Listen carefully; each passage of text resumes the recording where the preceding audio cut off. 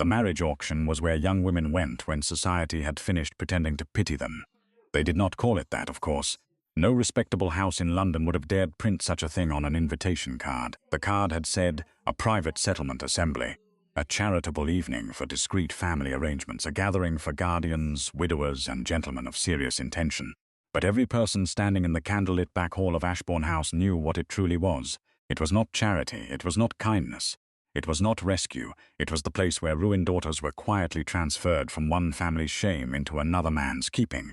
It was where widows without dowries stood beneath chandeliers and tried not to tremble while gentlemen discussed annuities, obedience, and household usefulness. It was where poor relations were inspected, as though gentility were a garment that had grown thin at the elbows. And at the end of the line stood Marianne Fairborne. No one wanted her. That was the truth London had agreed upon long before she entered the room. She stood beneath the shadow of a gilded wall sconce, still as a portrait no one wished to buy. Her gown was ivory muslin, plain but clean, with narrow sleeves and a modest bodice trimmed only with a thread of pale ribbon. The dress had once belonged to her mother. Her maid had altered it by candlelight 3 nights before, letting out the seams where age had made the fabric stiff and mending the hem where time had frayed it. It was not a gown meant for triumph, it was a gown meant for endurance. Upon her head, fastened beneath the brim of a bonnet, fell a thick ivory veil. It covered her from brow to collarbone, soft as mist, heavy as judgment. Behind it, Marianne could see the room in blurred shapes, the glittering lamps, the polished floor, the gentlemen gathered near the card tables, the ladies seated along the walls with fans raised like small painted shields. She could not see their faces clearly, but she did not need to. She knew what expression they wore, curiosity sharpened by cruelty, pity made comfortable by distance, pleasure disguised as concern. The whispers began before Lord Ashbourne even reached her name. "That is the Fairborne girl. The one from the Blackwood fire? I heard she was beautiful once. I heard no man can look at her now. I heard Julian Blackwood died trying to escape her."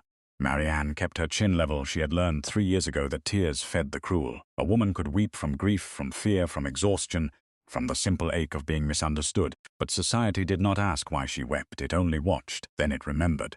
Then it used the memory against her, so Marianne did not weep. Not when Clara Whitmore, a golden-haired girl with a dimpled smile and frightened eyes, was called forward and quickly accepted by an elderly baronet who needed a stepmother for 5 children. Not when Arabella Montclair, whose father's debts had reduced a proud family to begging through solicitors, was praised for her excellent breeding by a widower who spoke of her as though he were purchasing a new carriage horse. Not when Beatrice Hartwell was turned about by her aunt so a gentleman might examine the line of her posture. Marianne looked straight ahead through the veil. Her gloved fingers remained folded, her breath stayed quiet, but inside the lining of that veil, stitched carefully beneath the left edge where no one could see, lay the one thing her uncle feared more than her face, a letter old, creased, smoke-scented still. Though 3 years had passed, Julian Blackwood's final letter. Marianne did not touch it. She never touched it in public. But she felt its presence the way one feels a buried wound before rain. At the far wall, Sir Edmund Fairborne watched her. Her uncle was a handsome man in the manner of polished silver, bright, cold, and incapable of warmth. His dark coat fit him perfectly. His cravat was tied with elegant precision. His hair, silver at the temples, gave him the look of a gentleman softened by age. But Marianne knew better. Sir Edmund had not softened, he had sharpened. He stood beside Lord Frederick Ashbourne, the evening's host, speaking with the casual ease of men who believed shame could be managed with enough money and the proper wording. Lord Ashbourne was smiling. Sir Edmund was not. He did not need to. His satisfaction sat deeper than a smile. For 3 years, he had allowed London to believe Marianne Fairborne was ruined in every possible way. Ruined in reputation, ruined in beauty, ruined in mind. The fire at Blackwood House had done some damage, yet a faint crescent burned near her temple, a mark that silvered at the edge when the light touched it. But the greater injury had not been flame, it had been rumor. Sir Edmund had prepared that rumor with careful hands. He had never said outright that Marianne's face was monstrous. He had only lowered his voice. He had only said, "My poor niece is not what she was." He had only sighed when people asked whether she could still marry. He had only allowed silence to finish the sentence, and silence in London was often more destructive than speech. By the time Marianne understood what he had done, society had already decided that she was a warning. A girl too pretty, a betrothal too fortunate, a fire too convenient, a dead fiancé, a veiled survivor. People did not need evidence when they had imagination, and imagination had made Marianne hideous. Lord Ashbourne stepped forward and tapped a finger lightly against the edge of his glass. The sound rang through the room. "Soft, my friends," he said, his voice smooth as polished mahogany. We continue this evening with the understanding that every arrangement made beneath my roof is one of dignity, discretion, and mutual benefit. A few gentlemen nodded, one lady coughed into her handkerchief. Marianne heard the lie settle comfortably over the room. Dignity, discretion, mutual benefit. Words were often the curtains respectable people drew across ugly windows. Lord Ashbourne glanced at the paper in his hand. Miss Marianne Fairborne, the room changed, not loudly. No one gasped, no one cried out. That would have been vulgar. Instead, the silence tightened. Fans stilled, gloves ceased whispering against silk. A footman near the door lowered his gaze. Marianne stepped forward, one pace, then another. The veil shifted with her movement. She could feel the room leaning toward her, not with appetite. Sir Edmund came to stand beside her, placing one hand lightly at her elbow. To anyone watching, the gesture may have seemed protective. It was not. His fingers pressed once, a warning. "Steady, child," he murmured. Marianne did not answer. Lord Ashbourne smiled with the careful pity of a man who had never suffered anything he could not fought to repair. Miss Fairborne is of respectable family, though recent circumstances have required a certain degree of privacy. Her late father was known to many here as a gentleman of modest but honourable standing. Modest, the word, was an insult dressed in lace. Her father had been kind, generous, and too trusting. He had left Marianne with a dowry large enough to secure a decent future, but not powerful enough to protect her from the man appointed as her guardian. Sir Edmund had taken control of everything after the fire: the house, the accounts, the servants, the letters, even Marianne's name. Lord Ashbourne continued, "Miss Fairborne would suit a quiet household. A gentleman who values obedience, gratitude, and discretion would find her circumstances." He paused. The pause did what the words did not. Manageable. A small ripple of whispers passed through the room. Manageable. Marianne felt the word land against her skin. A woman was manageable when she had no one to defend her, manageable when she was too poor to refuse, manageable when the world had already decided she should be grateful for any roof above her head. One gentleman near the front lifted his quizzing glass. Marianne felt it, though she could not see him clearly. "Is she able to manage a household?" he asked. Sir Edmund answered before Marianne could speak. "My niece is quiet by nature." That was not an answer, it was a cage. Another man laughed softly. The room waited. Sir Edmund lowered his eyes in a performance of sorrow. "My niece prefers not to distress company." There it was, the blade beneath the silk. A lady whispered, "Poor creature." Another whispered, "Poor gentleman, whoever takes her." A third said, not quietly enough, "At least she cannot expect romance." Marianne's hands tightened. Not enough for anyone to notice, only enough for the seam of her glove to pressing into her palm. Lord Ashbourne cleared his throat. "Are there any gentlemen who wish to speak for Miss Fairborne?" Silence. It stretched across the room like a drawn wire. Marianne had expected it. Still, expectation did not make humiliation painless. A gentleman shifted his weight. Another looked into his wine. Someone's fan began to flutter again. No one stepped forward. No one wanted her. The sentence echoed inside her with the cold familiarity of a church bell. No one wanted the veiled girl. No one wanted the rumoured monster. No one wanted the one who had survived a fire and been blamed for surviving. Sir Edmund leaned close. His breath touched the edge of her veil. "Remember this moment," he whispered. "Pride is expensive, Marianne. You could have accepted Mr. Thornbury without all this display." Rupert Thornbury. The name moved through her like a draught through an unheated room. A widower from the north. A man with a cold estate, a colder reputation, and a household where servants did not remain long. Sir Edmund had arranged it already. If no gentleman chose her tonight, she would be sent away before the week ended. Married. Delivered. The letter in her veil seemed suddenly heavier. Julian's letter. Julian's warning. Julian, who had once looked at her as though she were sunlight in human form. Julian, who had died in smoke and flame while the world decided she must have been the cause. Marianne swallowed. She would not beg. Not here. Not before these people. Lord Ashbourne looked faintly embarrassed now, though not on Marianne's behalf. He was embarrassed by the failure of his own arrangement. "Perhaps," he said delicately, "we might proceed to the next." Then the doors opened. Not the small side door through which servants moved, the main doors, tall, dark, polished. They opened with a measured weight that made every head turn. The room fell, silent. For a moment, Marianne saw only a figure through the haze of her veil, tall, broad-shouldered, dressed in black evening clothes cut with severe elegance. Then he stepped fully beneath the chandelier light, and the silver of his waistcoat caught the glow like frost over steel. Someone whispered, "Wycliffe." Another voice, lower, answered. The Viscount Alistair Wycliffe had not appeared in society for 3 years, not properly. Not since the death of his elder brother, Benedict Wycliffe. Before grief claimed him, Alistair had been admired everywhere. A gentleman of striking looks, a fine dancer, a sharp mind in Parliament, a man whose smile, it was said, could make even the most guarded young lady forget her mother's warnings. But Benedict's death had changed him, or perhaps it had revealed him. He had withdrawn from balls, dinners, musicales, and house parties. He rarely called. He refused invitations. He became a figure seen only in glimpses, leaving a solicitor's office, entering his club, riding alone through Hyde Park in the grey hour before morning. London, having failed to keep his attention, decided to fear him instead. They said he was cold. They said grief had made him impossible. They said he dismissed men with a glance and made ladies feel foolish with speaking a word. Now he stood in Lord Ashbourne's back hall, and every person present seemed to remember their posture. Lord Ashbourne recovered first. "Lord Wycliffe," he said, with a Beaufort just deep enough to flatter her, and not deep enough to submit. "No," Alistair said. Only one word, calm, unapologetic. Marianne felt rather than saw his gaze move across the room. It did not hurry. It did not linger for pleasure. It assessed. Clara Whitmore lowered her eyes. Arabella Montclair straightened. Beatrice Hartwell, who had been smiling all evening with the exhausted determination of a girl trained to be chosen, lifted her chin and brightened. Alistair walked past Clara with her golden curls, past Arabella with her grand dowry, past Beatrice with her practiced smile. The room watched him as though watching a blade pass over silk. Then he stopped before Marianne. She forgot to breathe.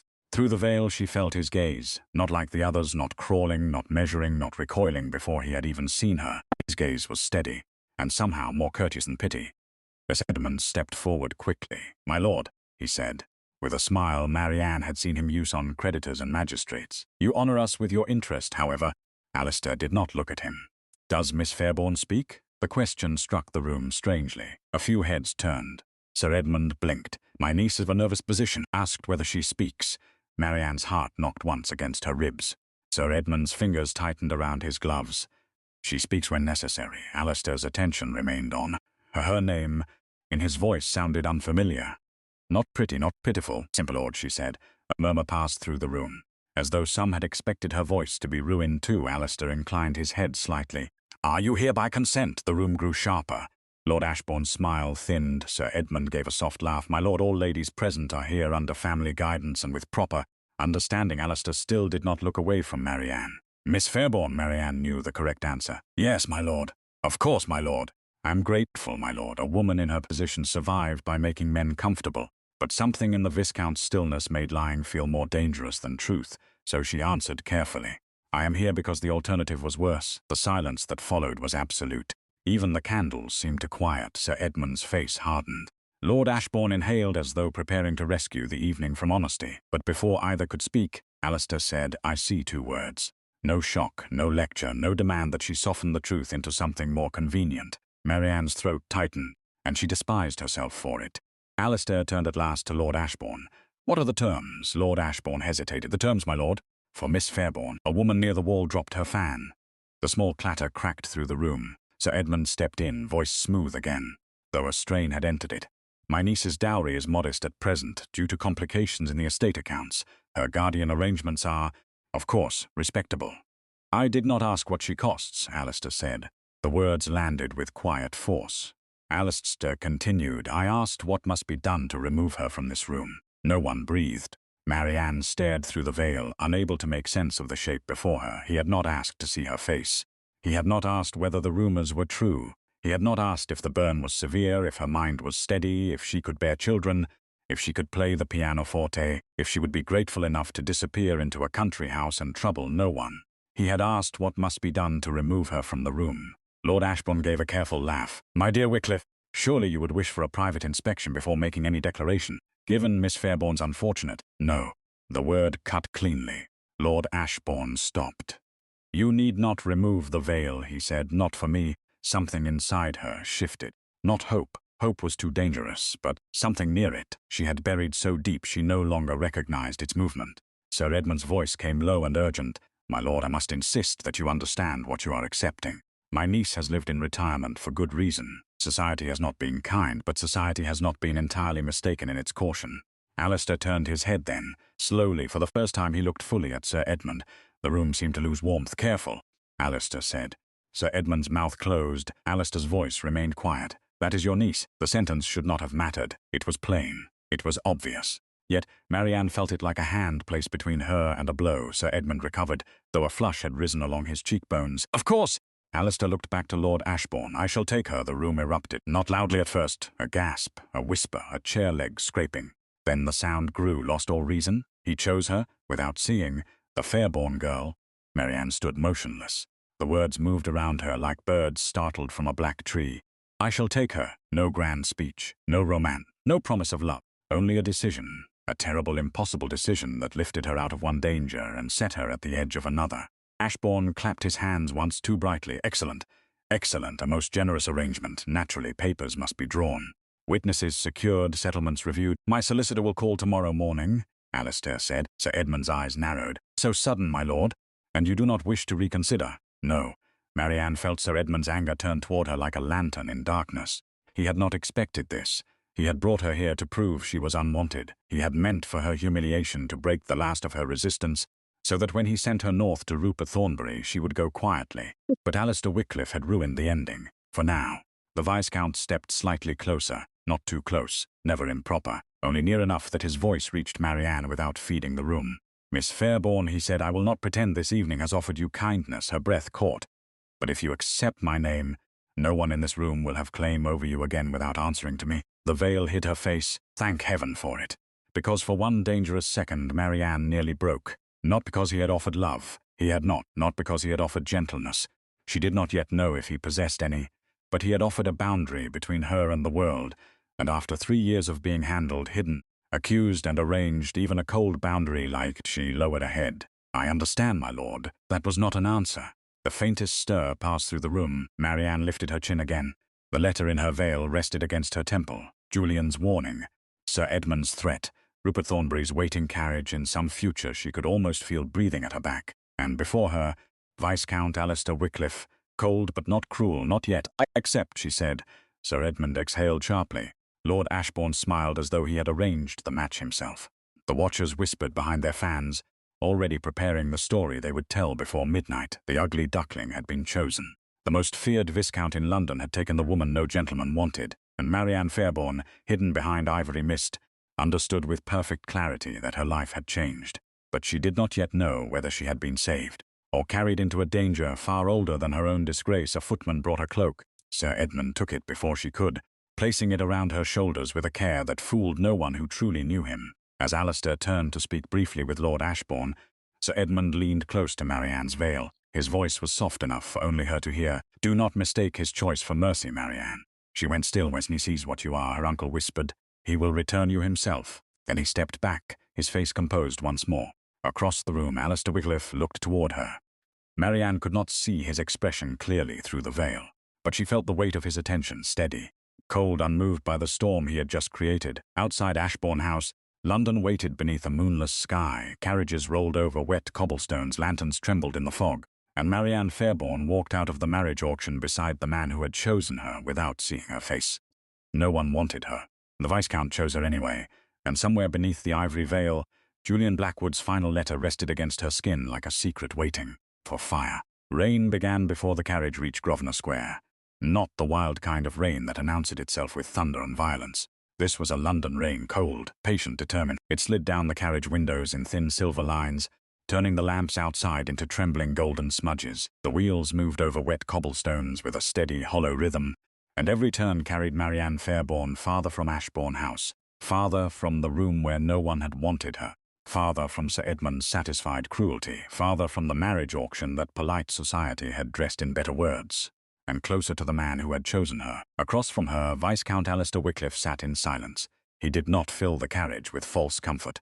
He did not ask whether she was frightened. He did not apologize for the scandal he had caused. He simply sat opposite her, his black evening coat severe against the dim interior, one gloved hand resting upon the silver head of his walking cane. The faint light from the carriage lantern cut across the edge of his face, revealing the hard line of his jaw, the stillness of his mouth, and eyes that seemed accustomed to seeing storms without flinching. Marianne watched him through the veil, or rather she watched the shape of him. The veil softened everything. It turned men into shadows, rooms into outlines, faces into guesses. For 3 years that veil had been her prison.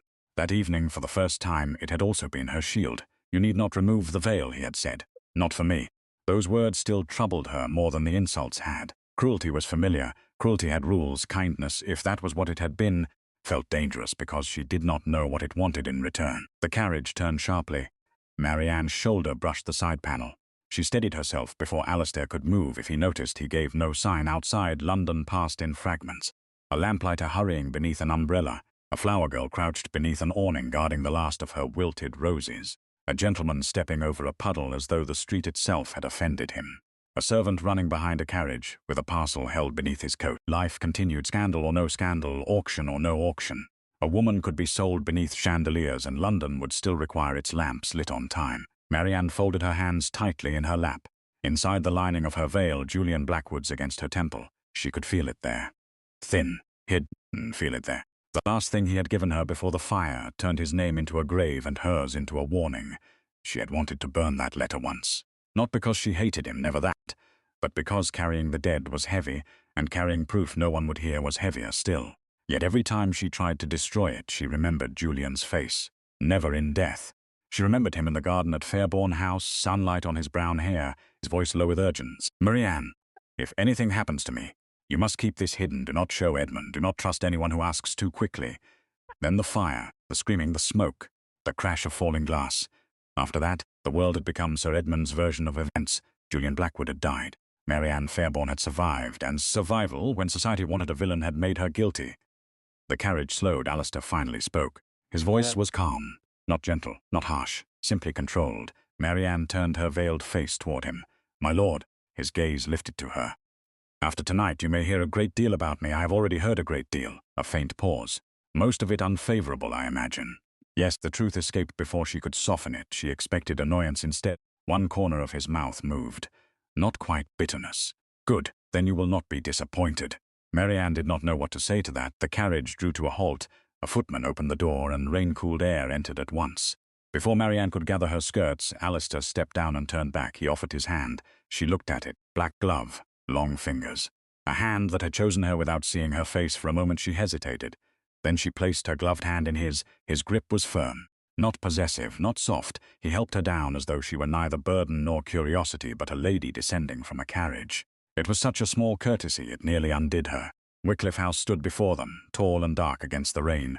It was not warm like some London houses with bright windows and flower boxes and a footman eager to announce comfort. It was built of pale stone gone grey in the weather, with iron railings, deep steps and windows that reflected the street lamps like watchful eyes. A house of old money, old rules. The door opened before Alistair raised his hand. An elderly butler stood within, spine straight, expression composed. Barrow, the butler's eyes moved to Marianne. Only once, only briefly, my lady. The words struck Marianne so unexpectedly that she almost turned to see whether another woman stood behind her. No one had called her that. Not sincerely, not even as a courtesy. At Fairborne House she had been Miss Marianne when servants pitied her, my poor niece when Edmund performed before guests, and the girl when he forgot she had ears. My lady belonged to another life, a life that had not yet decided whether it would accept her. Alistair removed his gloves and handed them to a footman. Vale is to prepare the Blue Chamber. Barrow's expression shifted by the smallest degree. The Blue Chamber, my lord, yes. For Miss Fairborne? Alistair looked at him. For one breath the hall became very still. Barrow bowed again. At once, my lord. Marianne understood the silence. The Blue Chamber must mean something. A principal room, a room not intended for unwanted women taken from secret assemblies. She lowered her head slightly. Rainwater clung to the edge of her cloak. Alistair turned to her. You will have a fire supper if you wish it, and a maid who answers to you. To me, his eyes remained steady. You are to be Viscountess Wycliffe. My household will learn the fact before society does. There was no tenderness in the sentence, but there was iron. And iron, Marianne had learned, could be a kind of mercy if placed between oneself and wolves. Thank you, she said quietly. Do not thank me yet. He turned toward the corridor. There are matters to discuss before any gratitude would be sensible. Wycliffe House seemed to swallow sound as they moved through it. Their footsteps passed over black and white marble. Stern men in powdered wigs, women in silk gowns, children posed beside spaniels with solemn little faces, silver casting pale light over carved stair rails and dark polished wood. Everything was beautiful, everything was cold. At the end of the corridor, Alistair opened a door and led her into his study. The room smelled of leather, smoke, ink, and rain-damp wool. A fire burned in the grate, not cheerfully, but with practical determination. Tall shelves rose along two walls filled with books, estate ledgers, rolled maps, and sealed boxes marked with dates. A large mahogany desk stood near the window, its surface arranged with ruthless neatness. No flowers, no ornaments, no feminine touch, only papers. Power and grief dressed as order. Above the mantel hung a portrait of two young men. One was Alistair, though younger. His face was less severe, his mouth less guarded. Beside him stood another gentleman, fairer, smiling slightly, one hand resting on Alistair's shoulder. Marianne looked at the portrait longer than she intended. Alistair noticed. He said, "Benedict?" "Yes." The name seemed to alter the air. Marianne knew pieces of the story, as everyone did. The elder Wycliffe's son. Brilliant. Dead under circumstances society discussed only after wine and behind closed doors. "I am sorry," she said. Alistair's eyes moved to the portrait. Yet the two words contained a grave. He walked to the desk and opened a drawer. From it, he removed a folded legal paper, then another, then a small silver penknife. He set them down with care. Marianne remained near the fire. She did not sit. She had not been invited. After a moment, Alistair looked up. "You may sit, Miss Fairborne." The name reminded her that nothing had happened yet. No vows. No safety made permanent. Only a decision made in a room full of whispers. She sat on the edge of a chair near the desk, her veil falling over her hands. Alistair remained standing. "I would prefer that." A flicker crossed his face. Approval, perhaps, or surprise. "My father's will contains a clause that has become inconvenient." Marianne waited. "If I am not married before Michaelmas, my uncle, Arthur Wycliffe, may petition for control over Wycliffe Hall, its income, and certain family papers until such time as he deems me fit to manage them." "Fit?" "My uncle believes grief has made me unsuited to responsibility." "Has it?" Alistair's eyes sharpened. Most women would have apologized. Marianne did not. A question honestly asked did not become rudeness simply because a gentleman disliked answering it. At last he said, "No." "Then he is mistaken." "That is often worse." The silence after that was different, not warm, but awake. Alistair studied her through the veil as though she had become, for the first time, more than a problem to be solved. "My marriage prevents his claim," he said. "So you needed a wife quickly?" "Yes, and you chose me because no one else would object to being spared me." "No," Marianne stilled. Alistair's expression did not change. "I chose you because every person in that room expected me to treat you as they had. I disliked being instructed by crowds. That is not a romantic romance." The words were clean, sharp, honest enough to wound without pretending otherwise. Marianne lowered her gaze to her gloved hands. There it was, the truth. Not a rescue from a storybook. Not a gentleman moved by hidden tenderness, a bargain. A need meeting another need beneath the watchful of society, Alistair continued. "I will give you my name, my house." He paused. The fire shifted in the grate. "But never my heart." Marianne looked up slowly. Behind the veil her face was hidden, her voice was not. "Then you offer more than I was promised yesterday." For the first time, Alistair went completely still, not outwardly. A careless observer would have missed it, but Marianne saw the shift, the slight tightening near his eyes, the way his fingers ceased moving against the edge of the desk. "What were you promised yesterday?" he asked. "A northern estate." His jaw hardened. "Thornbury?" She did not need to. The name was enough. Alistair turned away toward the window. Rain moved down the glass in crooked lines. "I have most people have. And your uncle intended this?" "My uncle intends many things." Alistair looked back. "Does he know about the letter?" The room stopped. Marianne's blood went cold. Only years of practice kept her hands from flying to the veil. "What letter?" Alistair held her gaze, not her face, her gaze. Even through the veil, it felt as though he knew where her eyes were. "I was speaking general, Lord." "You were not." A long silence followed. Then Alistair inclined his head slightly. "No, I was not." Marianne's breath became careful. "How could you know?" "I did not until now." Fear rose quickly. Sharp and old, she stood at once. Alistair did not move toward her. That steadied her more than any apology would have done. "I will not search you," he said. The words were quiet. "I will not demand what you carry. I have lived beside secrets long enough to know when one is carried for survival." Her throat tightened. Survival. Such a plain word. Such an enormous one. Before she could answer, a knock came at the door. Hard impatient, Barrow entered. "My lord, Sir Edmund Fairborne has arrived and insists upon speaking with you at once." Marianne's body went rigid. Alistair's eyes did not leave her. "Show him in, my lord, show him in." Barrow bowed and withdrew. Marianne turned toward the fire. No, it came out before she could stop it. Not loud, but raw. Alistair heard it. "No, you do not need not speak." The door opened. Sir Edmund entered with rain on his shoulders and fury beneath his smile. "My Lord Wycliffe," he said, bowing, "forgive the intrusion, but after the unusual haste of this evening, I felt it necessary to ensure my niece's interests were properly represented."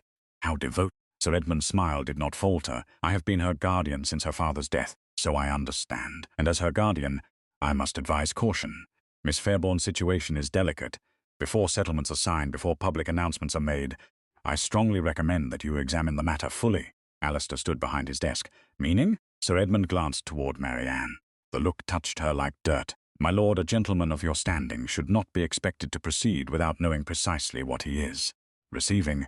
The study seemed to darken. Alistair's voice lowered. "You will not speak of my future wife as though she were damaged furniture." Marianne's breath caught. Sir Edmund blinked once. Then again, my lord, you misunderstand me. I seldom do. I speak only from responsibility. There are matters of appearance, temperament. Rumour is often the refuge of men without evidence. Sir Edmund's eyes hardened. You are very generous for a man who has not yet seen beneath the veil. Alistair stepped round the desk. Not quickly, not dramatically, but with such controlled force that Sir Edmund took the smallest step back before catching himself. Miss Fairborne may remove the veil when she wishes, not when I demand, not when you imply, not when society hungers. Sir Edmund's mouth tightened. You may regret such nobility, perhaps, and if you do, then the regret will be mine, not yours. For a moment no one spoke. The rain tapped softly against the window. The fire crackled. Marianne stood beside the hearth, hidden, trembling, unseen. Yet for the first time in 3 years, a man had spoken of her as though she were present, as though her dignity had weight. Sir Edmund looked at her then. His expression changed so quickly that anyone else might have missed it. But Marianne knew every shade of his displeasure. This one meant punishment delayed, not cancelled. Delay well, he said, smoothing his gloves. I shall expect your solicitor in the morning. He will come, and the marriage, as soon as a license is secured. Sir Edmund's eyes flashed, so eager, resolved. The two men looked at one another. Whatever passed between them had roots deeper than Marianne understood. Then Sir Edmund bowed. To your health, my lord. Alistair said nothing. Sir Edmund turned to Marianne. My dear child, she will be sensible.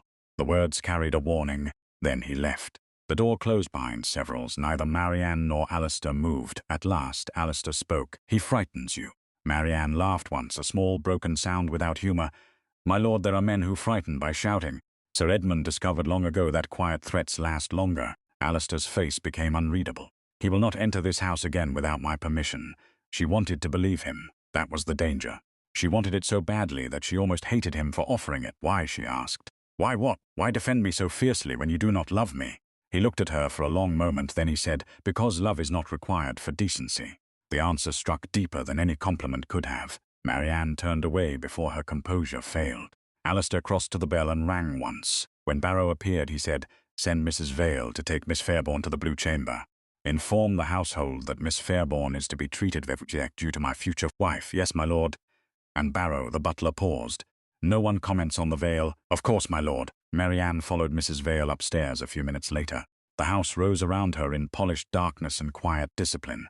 The Blue Chamber was larger than any room she had occupied since her father's death. A fire had been lit. A porcelain basin stood ready. Fresh towels lay folded beside a silverback brush. The bed curtains were pale blue, faded but fine, and the windows looked over a square where rain shimmered beneath the lamps. Mrs. Vale, a middle-aged woman with calm eyes and capable hands, asked no questions. She helped remove Marianne's cloak. She offered tea. She asked whether the fire was sufficient. She did not stare at the veil. That restraint was so kind, Marianne could barely answer. When she was alone at last, the room seemed too quiet. Marianne stood before the looking-glass. The veiled figure stared back. A ghost in ivory. A bride not yet married. A scandal. With shaking fingers, she knew. She untied the ribbons beneath her bonnet. She removed the veil. The room did not gasp. The mirror did not recoil. Only Marianne looked back at herself, pale from the evening, dark hair pinned too tightly, eyes larger than they should have been, and near her temple, the faint crescent mark the world had turned into a monster. She touched it once. Then she lowered her hand and reached for the lining of the veil. The stitches were tiny, her own work. She opened the hidden seam and drew out Julian Blackwood's letter. The paper was worn from years of concealment. She unfolded it carefully. Some lines she knew by heart. Marianne, if this reaches you after I am gone, trust no account that calls the matter an accident. The debts are false. The assemblies are not charitable. Your uncle is not alone. Below that the writing changed into numbers, initials, estate names, and legal references she had never fully understood. EFAW, Blackwood account ledgers, settlement lists, private bonds, Wycliffe markings. She traced one symbol near the bottom, a small crest, a shield marked with a dark bird and a narrow crown. She had seen it before. Not in Julian's house, not in Edmund's study night, in the entrance hall below, carved above the inner doorway of Wycliffe House. The same crest. Marianne sat slowly on the edge of the bed. The letter trembled in her hands. Alistair Wycliffe had not merely rescued her from Sir Edmund. He had brought her into the house named inside Julian's final warning. The rain tapped the glass. The fire burned low, downstairs. Somewhere in that cold and ordered house, the Viscount who had promised her protection walked among portraits, ledgers, and ghosts of his own. He had given her his name, house, his protection, but never his heart. Marianne looked again at the small Wycliffe crest on Julian's letter, and for the first time since Ashbourne House, fear found a new shape, because the man who had chosen her might be her only safety, or he might stand at the center of the secret that had destroyed her life. By 9 o'clock on the morning of the wedding, Half of London had remembered it was deeply concerned for Marianne Fairborne. Not kindly concerned, not sincerely concerned, curiously concerned. The kind of concern that arrived in silk gloves, whispered behind fans, and took excellent seats near the aisle. George's church had seen many weddings. It had seen dukes marry heiresses beneath garlands of white roses. It had seen second sons marry quietly after inconvenient scandals. It had seen nervous brides, proud mothers, ambitious fathers, and gentlemen who looked at the altar as though it were a battlefield. But it had never seen a wedding quite like this. The veiled girl from the marriage auction was to become Viscountess Wycliffe. That was enough to fill every pew. Outside the church, carriages rolled one after another through the pale morning light. Footmen opened doors, ladies stepped down carefully, lifting their skirts above the damp stones. Gentlemen adjusted their gloves and pretended they had not hurried breakfast in order to witness the spectacle. No one said spectacle, they said duty, they said interest, they said support for Lord Wycliffe during a difficult time. But everyone knew why they had come. They had come to see whether the veil would be lifted. They had come to see whether the rumours were true. They had come to see if Viscount Alistair Wycliffe, the coldest and most unreachable man in London, would look upon his bride's face and regret the sentence he had spoken at Ashbourne House. I shall take her. Those 4 words had travelled through London faster than any formal announcement. By midnight they had crossed drawing rooms, supper tables, card parties and servants' halls. By morning everyone had improved the story. Some said Alistair had chosen Marianne out of madness. Some said he had lost a wager. Some said he wanted a wife so ruined she would never demand tenderness. Some said he must have been forced, and some, lowering their voices with particular pleasure, said he would change his mind the moment he saw what the veil concealed. Marianne heard none of this directly, but she felt it. She felt it in the air as the carriage approached the church. She felt it in Mrs. Vale's careful silence while arranging the ivory veil. She felt it in the way the maid's hands trembled when fastening the last pearl button at Marianne's wrist. The wedding gown had arrived 2 nights before, not from Sir Edmund, from Wycliffe House. It was simple but exquisite, ivory silk, high at the neck, narrow at the waist, with long sleeves and a delicate fall of lace at the cuffs. No excessive ornament, no vulgar display. Nothing designed to make her look like a prize. It was a gown meant for dignity. That frightened Marianne more than mockery. Mockery, she understood. Dignity asked her to stand straighter than grief had trained her to stand. She sat inside the carriage, her gloved hands folded over her lap, while Sir Edmund Fairborne sat opposite her with a face arranged into solemn guardianship. He had dressed perfectly for the occasion. Dark coat, silver waistcoat, black, a mourning pin he had no right to wear to anyone outside. He looked like a devoted uncle giving away a wounded niece with heavy reluctance. Marianne knew every inch of the performance. You look almost respectable, he said. The words were soft enough that the coachman could not hear. Marianne did not answer.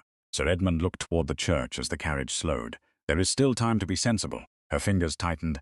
Sensible? To remember that Lord Wycliffe is not your saviour. I have not called him that. Good. Because saviours do not purchase wives from settlement assemblies. The words struck.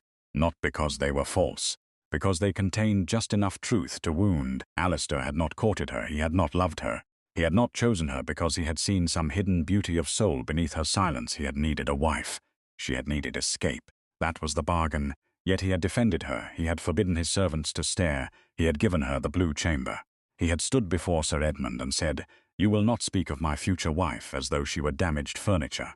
Marianne held to that memory like warmth cupped against wind. Sir Edmund leaned forward. "When he sees you clearly, Marianne, he will understand what the rest of us have endured, the rest of us," as though her survival had inconvenienced him, as though her scar had injured his peace, as though the world's cruelty had been something she had done to others.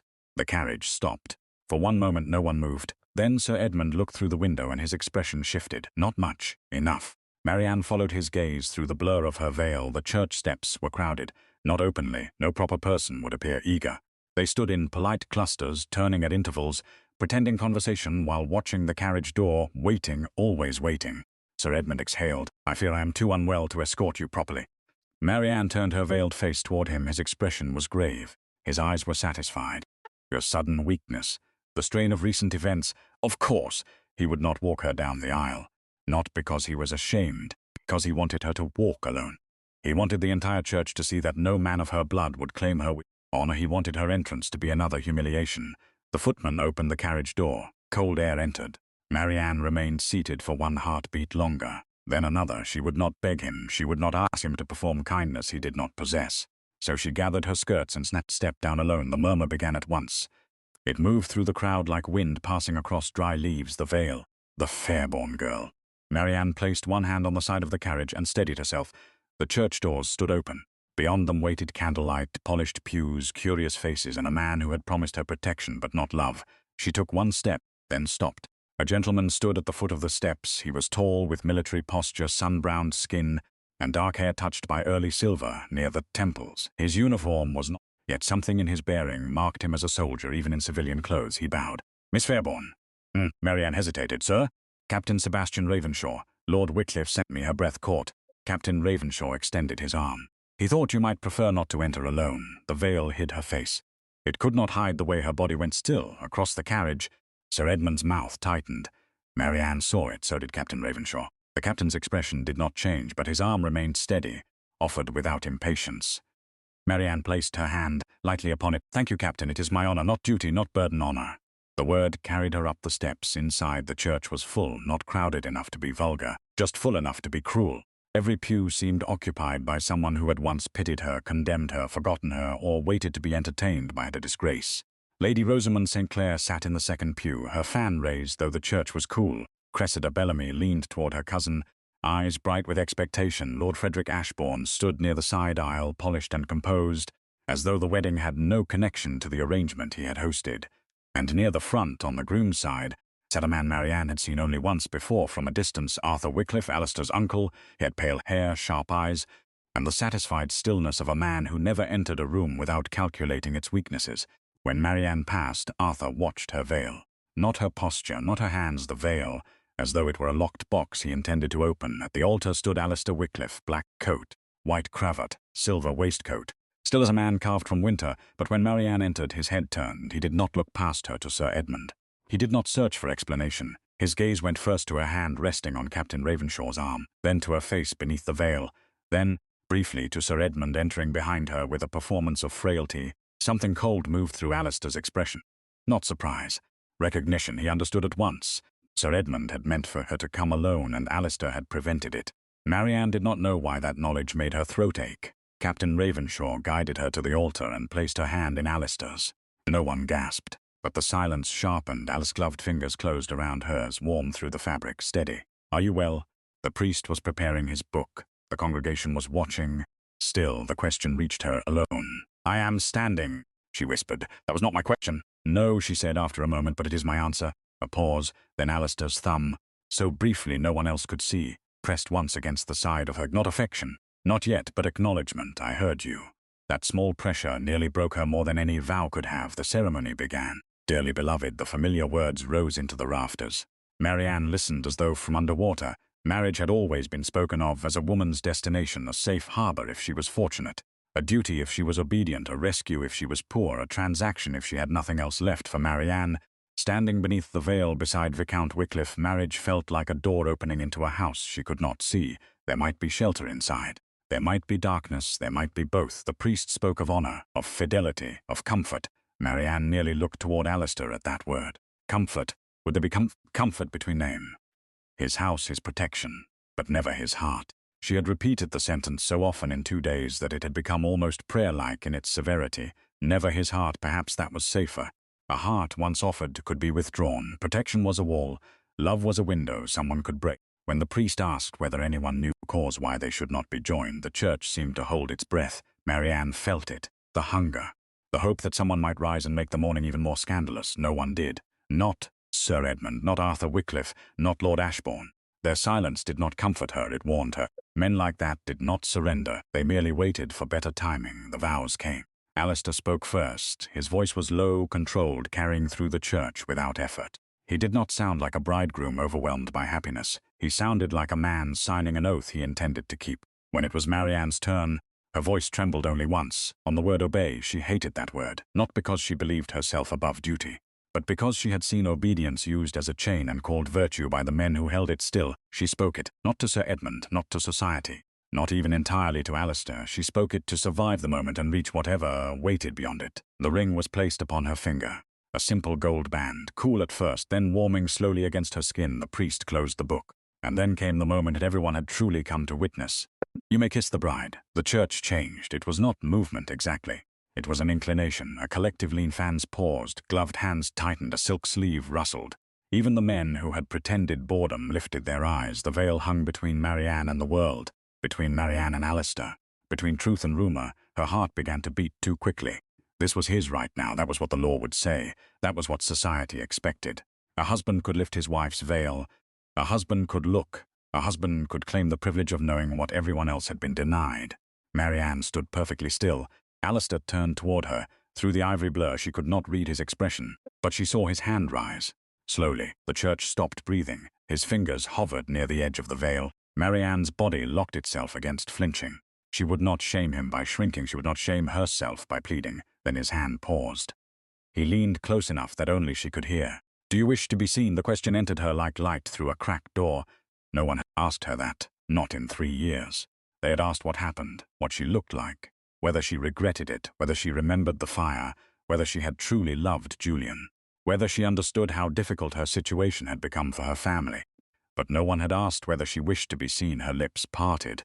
The truth rose before she could bury it. No, a breath then, because she had been trained to surrender what men claimed as rights, she added. "But you have the right." Alistair was silent. Then his hand lowered. He took her gloved hand instead. A murmur began before anyone understood what he meant to do. Alistair lifted her hand to his mouth and kissed the back of her glove, not passionately, not theatrically, with restraint so complete it became more intimate than display. Then he turned slightly toward the congregation. His voice carried to every pew. "My wife's dignity, public entertainment." The church fell silent, completely silent. No fan fluttered, no silk shifted, no whisper dared breathe. Marianne stood beside him, her hand still in his, and felt something dangerous open inside her chest. Hope. Not the foolish hope of being loved, not yet, but the hope of being treated as human before being judged as woman, wife, scandal, or scar.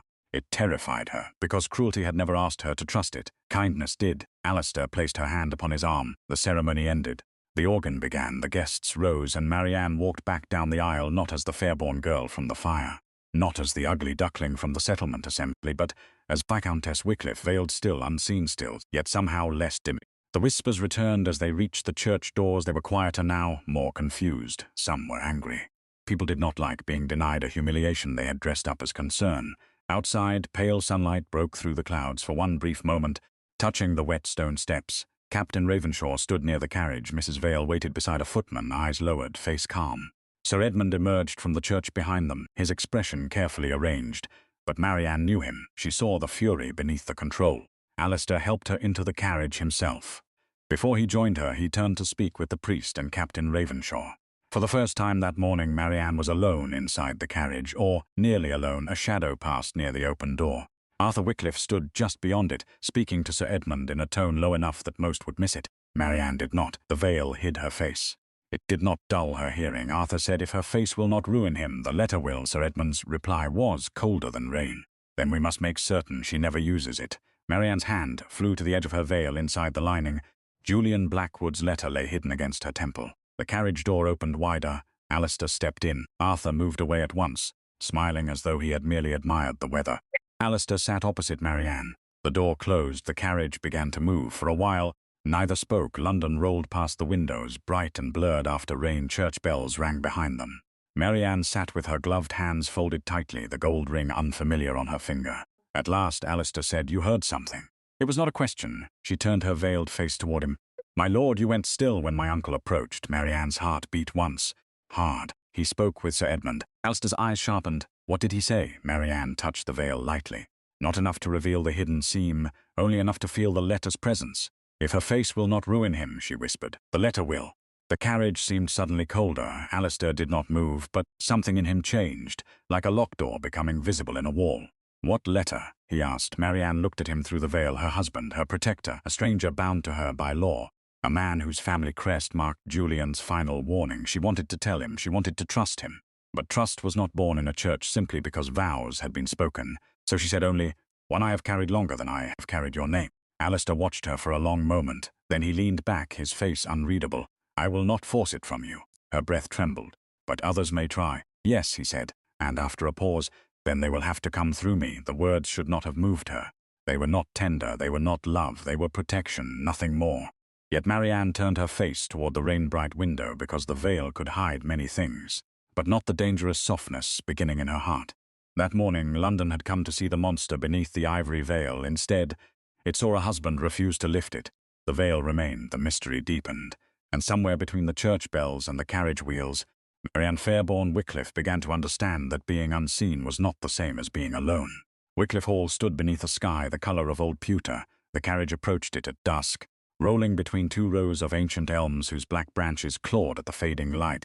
Rain had fallen earlier in the day, and the gravel drive shone silver beneath the wheels. Beyond the misted glass, Marianne saw stretches of dark lawn, stone terraces, yew hedges cut into severe shapes, and a great house rising from the earth like something that had learned to endure before any living soul inside it had been born. Wycliffe Hall was not pretty. There was a difference. Pretty houses invited admiration. Wycliffe Hall commanded silence. Its grey stone facade was wide and solemn, with tall windows reflecting the last pale glow of evening. Ivy climbed one side of the house in dark, disciplined lines at the center. Broad steps rose to a carved entrance framed by pillars worn smooth by generations of weather and wealth. Marianne sat very still as the carriage slowed. The ivory veil covered her face as always, but the veil could not hide the tightening of her hands. Across from her, Alistair Wycliffe watched the house through the opposite window. His expression had not softened during the long journey from London. He had spoken little, asked only after her comfort twice, and once ordered the coachman to stop when the road grew rough. No tenderness, no false courtship, but consideration. Marianne had begun to understand that in Alistair Wycliffe, kindness did not arrive with warmth. It arrived as action, a lap blanket placed near her without comment, a halt in the journey before she asked, a refusal to let an innkeeper stare too long at the veil, a silence that did not demand she fill it with gratitude. The carriage stopped. A footman opened the door. Cold country air swept in, smelling of wet earth, old stone, and wood smoke. Alistair stepped down first. Then he turned and offered his hand. Marianne looked at it for a brief moment before accepting. She still was not used to being assisted without being handled. His hand closed around hers, firm, careful. He helped her descend. At once, the great doors of Wycliffe Hall opened. Light spilled down the steps. Servants stood in two quiet lines inside the entrance hall. Footmen, maids, housekeeper, butler, grooms, and older retainers whose faces had likely watched every Wycliffe heir arrive since childhood. And now they watched her, the veiled wife, the woman from the scandal, the bride no one had seen. Marianne felt the weight of their attention like cold rain against her skin. One whisper would have broken her composure, one sharp inhale, one exchanged glance. But before any servant could decide what curiosity was worth, Alistair spoke. His voice filled the hall without rising. "This is Marianne, Viscountess Wycliffe, not Miss Fairborne, not my wife," as though she were an attachment to him. Viscountess Wycliffe, a title placed before them like a standard. Every head bowed. Alistair continued. "She is mistress of this house. You will address her accordingly. You will obey her instructions as you would mine. There will be no questions concerning the veil. There will be no whispers concerning London. There will be no foolishness disguised as concern." The entrance hall became perfectly still. Marianne's heart beat so hard she wondered whether the veil moved with it. Alistair looked from one servant to another.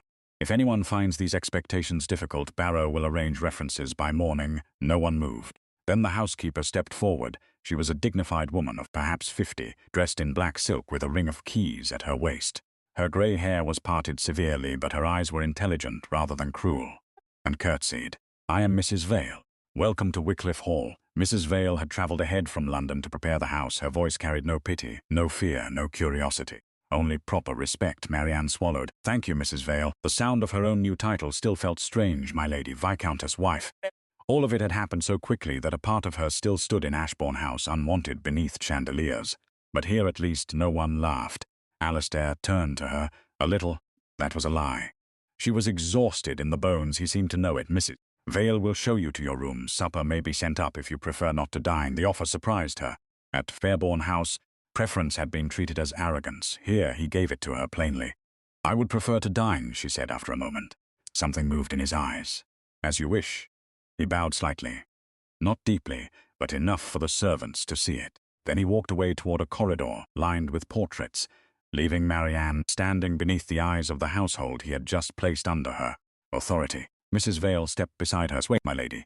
The rooms prepared for Marianne were in the east wing, not the blue chamber from London, but a suite overlooking the gardens and the distant line of wet trees. The bedchamber was large, with cream walls, blue curtains, and a carved four-poster bed draped in pale fabric. A fire burned steadily in the hearth. Fresh water waited in a porcelain basin. On the dressing table sat a small vase of white winter roses. Marianne stared at them. Mrs. Vale followed her gaze. "His lordship ordered flowers placed in your rooms." Marianne turned. "Yes, my lady. White roses, not red, not romantic, not theatrical. Something quieter, something clean, Something that did not demand a blush. Marianne touched one petal lightly with her gloved finger. It was cool and soft. Mrs. Vale hesitated only once before speaking. "If anything is not to your liking, my lady, you have only to say." The phrase was ordinary, but ordinary kindness after long cruelty could feel unbearable. Marianne nodded. When she was alone, she removed her bonnet and veil. For a few minutes she stood before the looking-glass, bare-faced in the firelight. The room did not change. The walls did not recoil. The rosy Marianne looked back, own dark hair loosened from travel, tired eyes, a pale face made sharper by sleeplessness, and the faint crescent burn near her temple, silvered softly by the glow. She touched the mark once. Then she opened the lining of the veil. Julian's letter remained there, still hidden, still waiting. The Wycliffe crest at the bottom of the page troubled her more now than it had in London, because this house bore that crest everywhere. Carved into the mantel, stamped into the ceiling wax on the writing desk, worked into the ironwork of the balcony, a dark bird, a narrow crown, a shield. Julian had marked it again and again, and now Marianne slept beneath its roof. At dinner, the table was too long for 2 people. Candles burned in silver branches, rain tapped against tall windows. A footman moved so quietly he seemed less servant than shadow. Alistair sat at one end of the table. Marianne sat at the other. Between them stretched polished wood, crystal glasses, silver plates, and all the careful distance their marriage had promised. He did not ask her to remove the veil. She had put it back on before coming down. Not because he demanded it, because she was not ready to sit bare-faced beneath the portraits of dead Wycliffes and the silence of the living one. The meal began with soup, then fish, then a small roast. Marianne ate because not eating would invite questions. Alistair seemed to understand that conversation, like affection, could not be forced without becoming another form of pressure. For several minutes, the only sounds were cutlery, rain, and the low shift of firelight. Then he said, "Mrs. Vale tells me the east rooms are prepared. They are beautiful. They belong to my mother." Marianne's spoon paused. She liked morning light. The sentence was simple, but it revealed more than he perhaps intended. Marianne looked toward the windows, though they were dark now. She must have been fond of the gardens. She was. "Do you resemble her?" No, a pause. Benedict did. There it was again, the name that turned the air fragile. Marianne lowered her eyes. "I saw the portrait in London. My brother was difficult not to admire. Was that hard?" Alistair looked up. Most people would have asked whether Benedict had been kind, clever, or beloved. Marianne had asked the truer question. Was it hard to stand beside a man everyone admired? His fingers tightened once around the stem of his glass. Sometimes the honesty startled her. Then he added, "But it was harder to lose him." The room went very quiet. Marianne did not offer easy comfort. She had learned that grief did not appreciate decoration. Instead, she said, "Yes." Alistair watched her. "You speak as though you know. I was betrothed once." His gaze sharpened. "To Julian Blackwood." The name entered the room like smoke. Alistair did not react visibly, but Marianne felt his attention change. She said, "The man who died in the fire, yes." The footman near the wall seemed to become even more invisible. Alistair said, "Did you love him?" Marianne's hand stilled in her lap. The question did not feel jealous. It felt careful, as though he were touching the edge of a wound and waiting to see if it bled. "I was young." "And he was kind. That is not an answer." "No," she said softly. "It is all I can bear to give tonight." Alistair inclined his head. "Then it is enough." That should not have moved her, but it did because he stopped. Men like Sir Edmund never stopped when they found weakness.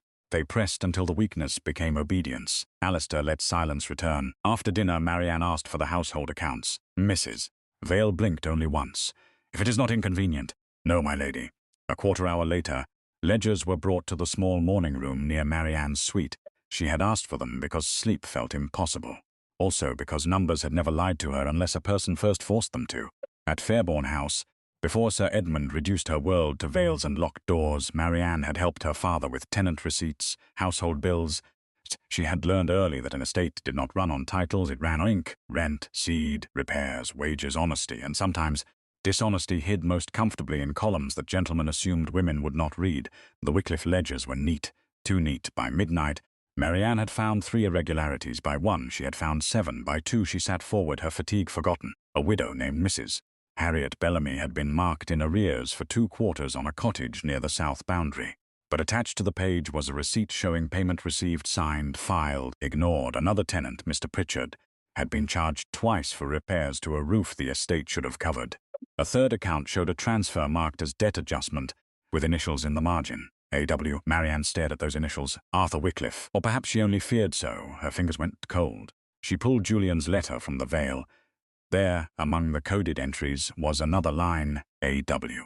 Private bonds, rural holdings. Her breath grew shallow. It was not proof, not yet, but it was a pattern, and patterns, like rumors, became dangerous when repeated. The next morning Marianne sent for Mrs. Vale and asked about Mrs. Harriet Bellamy. The housekeeper's expression tightened. A respectable widow, my lady. Her husband served the estate for many years. She is marked unpaid, Mrs. Vale's jaw moved slightly. She brought receipts. I see them here. My lady. Mrs. Vale hesitated. Before Lord Wycliffe returned fully to estate matters, some accounts were handled under Mr. Arthur Wycliffe's direction. Marianne looked down at the ledger. Of course. Arthur, always near the edges, always smiling like a man waiting for a document to fail. Send word to Mrs. Bellamy, Marianne said. Her ears are cleared. Any notice against her cottage is withdrawn until Lord Wycliffe reviews the matter. Mrs. Vale's eyes warmed for the first time. Yen and Mrs. Vale, yes, please do not tell her it was charity. The housekeeper studied her. No, my lady. Mrs. Vale curtsied. Yes, my lady. By afternoon, Alistair knew. Marianne was in the library, a beautiful long room with floor-to-ceiling shelves, dark green curtains and windows looking over rain-wet lawns. She had been reading through another ledger when the door opened. Alistair entered without ceremony. In his hand was the account book. Mrs. Bellamy, he said. Marianne rose. I should have asked you first. Yes. She lowered her head. I apologize. You misunderstand me. She looked up through the veil. He placed the ledger on the table. You should have asked because the matter may be larger than one widow's account. Not because I object to what you did. Marianne remained still. No. You gave me authority over the household, not the estate. You found a false charge. I found what appeared to be one, and corrected it. I prevented cruelty before permission arrived. Alistair looked at her for a long moment. Then he said, good, one word, but it entered her like warmth. He crossed to the table and opened the ledger. How did you notice it? The receipt was filed too carefully. His eyes lifted. That suggested deceit? That suggested someone wished to appear honest without being honest. This time his mouth almost softened. An excellent description of half the men in London. Despite herself, Marianne nearly smiled. Nearly. Alistair looked down at the ledger again. A.W., my uncle, I did not wish to assume. Assumption is not always foolish when supported by handwriting motive and a history of interference. Marianne's fingers tight him too. I suspect many things. About the estate? About the estate. About my brother's death. About your uncle's interest in seeing me disgraced. Benedict, the name hovered, unspoken. Marianne reached for the edge of the table. Her fingers brushed the folded veil where the hidden letter rested. Alistair noticed. Of course he noticed. He noticed everything. His voice lowered. Julian Blackwood meant something to you, yes. And my brother may have meant something to whatever destroyed him. Marianne's throat tightened. I do not know. But you fear it? Yes. He came no closer. That mattered. Had he stepped toward her, she might have retreated. Instead, he remained across the table, separated from her by ledgers, candlelight, and every secret neither of them trusted enough to release. I found a mark, she said at last.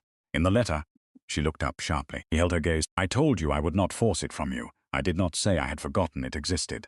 Marianne drew a careful breath. Yes. What kind of mark? A crest. Alistair became very still. The Wycliffe crest? She did not answer. She did not need to. Not guilt, not shock exactly, recognition or dread. May I see it? He asked. The question was quiet. No command, no husband's claim, no aristocratic entitlement. May I? Marianne's hand went to the veil. Then stopped. Trust was a staircase in darkness. One step might hold, the next might not. Not yet, she said. Alistair's expression did not change. But his eyes did. For a moment she saw the man beneath the discipline, grieving, frustrated, dangerously close to hope. Then he inclined his head. Not yet then. The mercy of that restraint nearly brought tears to her eyes. She turned away before he could see even the shape of it through the veil. That evening rain returned. It ran down the library windows while Alistair worked at one end of the table and Marianne reviewed tenant accounts at the other. They did not speak much, and they did not need to. The silence between them had changed. It no longer felt like emptiness. It felt like a bridge still being built. Once, when she stood to reach a ledger on a high shelf, her foot caught on the edge of the rug. Alistair was beside her before she fell. His hand steadied her elbow. Only that, nothing improper, nothing lingering, but for one suspended breath. She felt the warmth of him through her sleeve. He released her at once.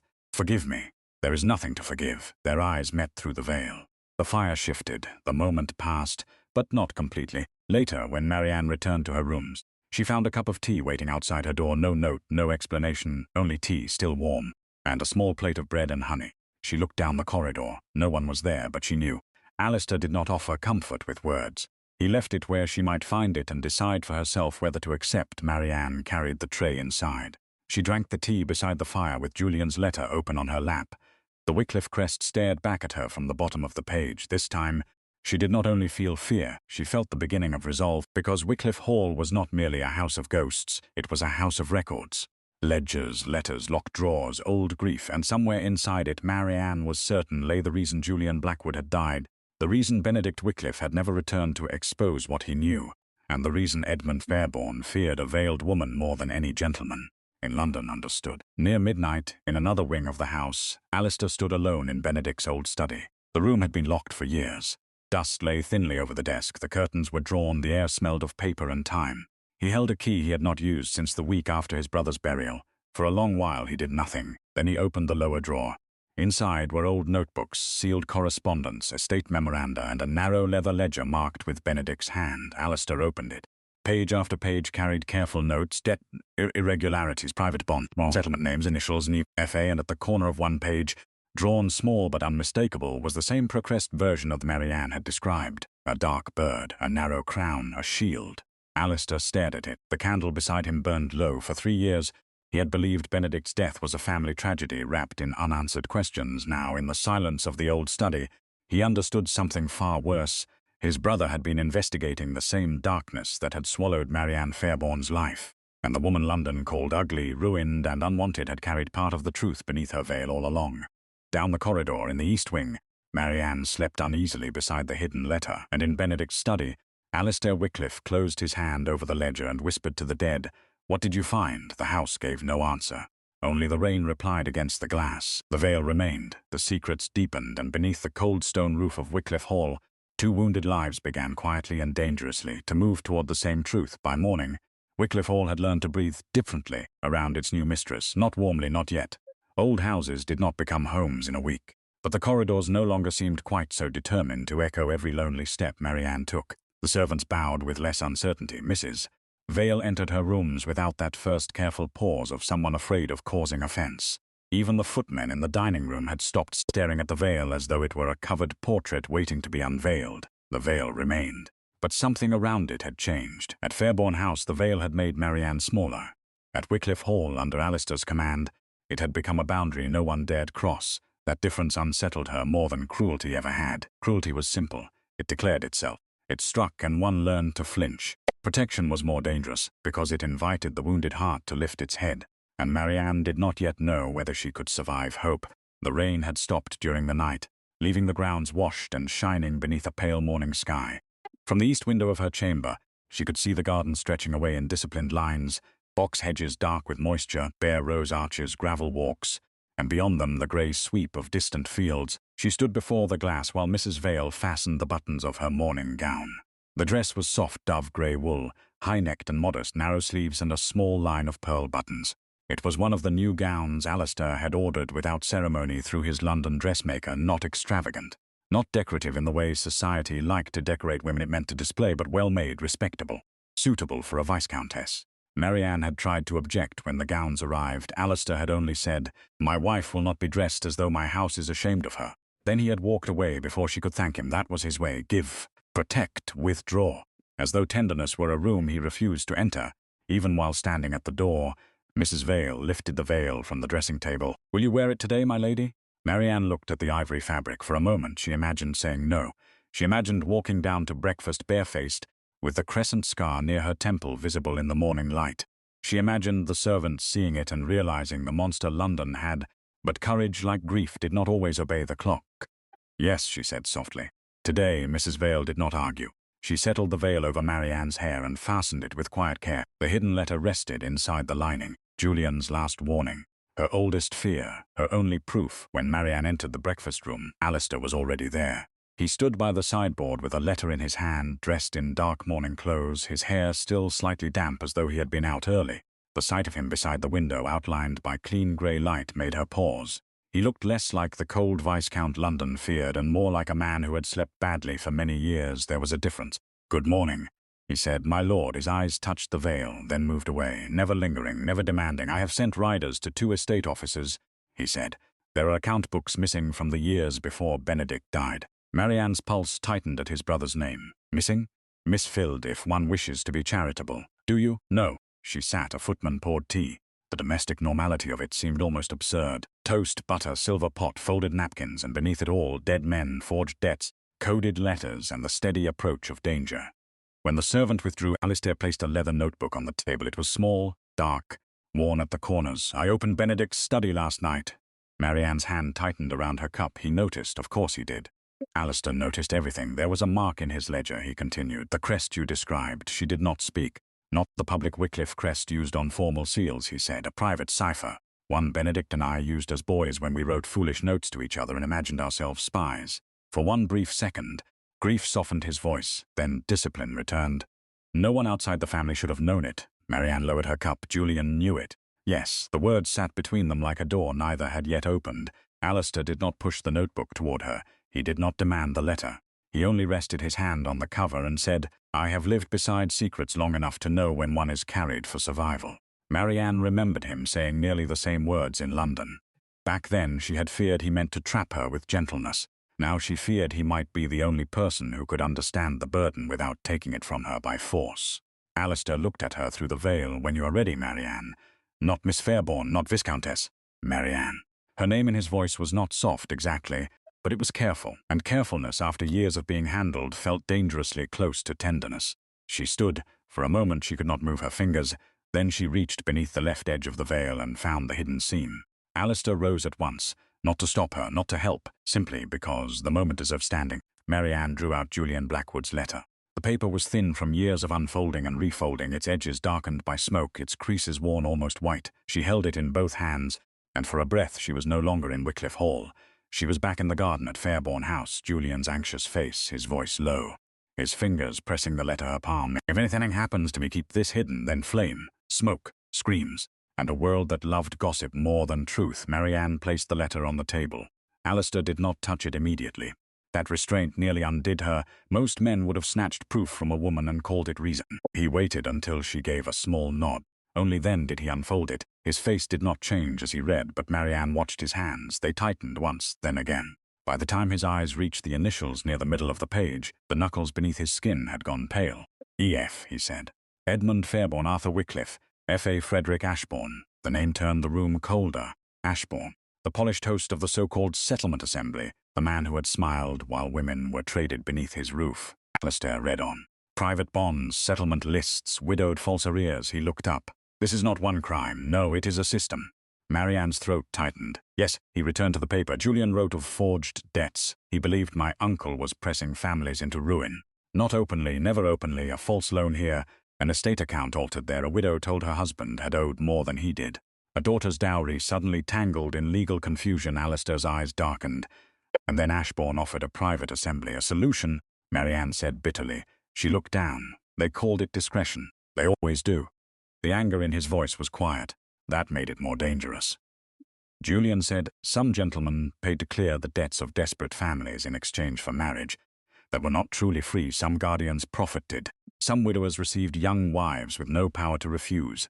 Some estates changed hands through settlements no one questioned because the women involved were already considered ruined or burdensome.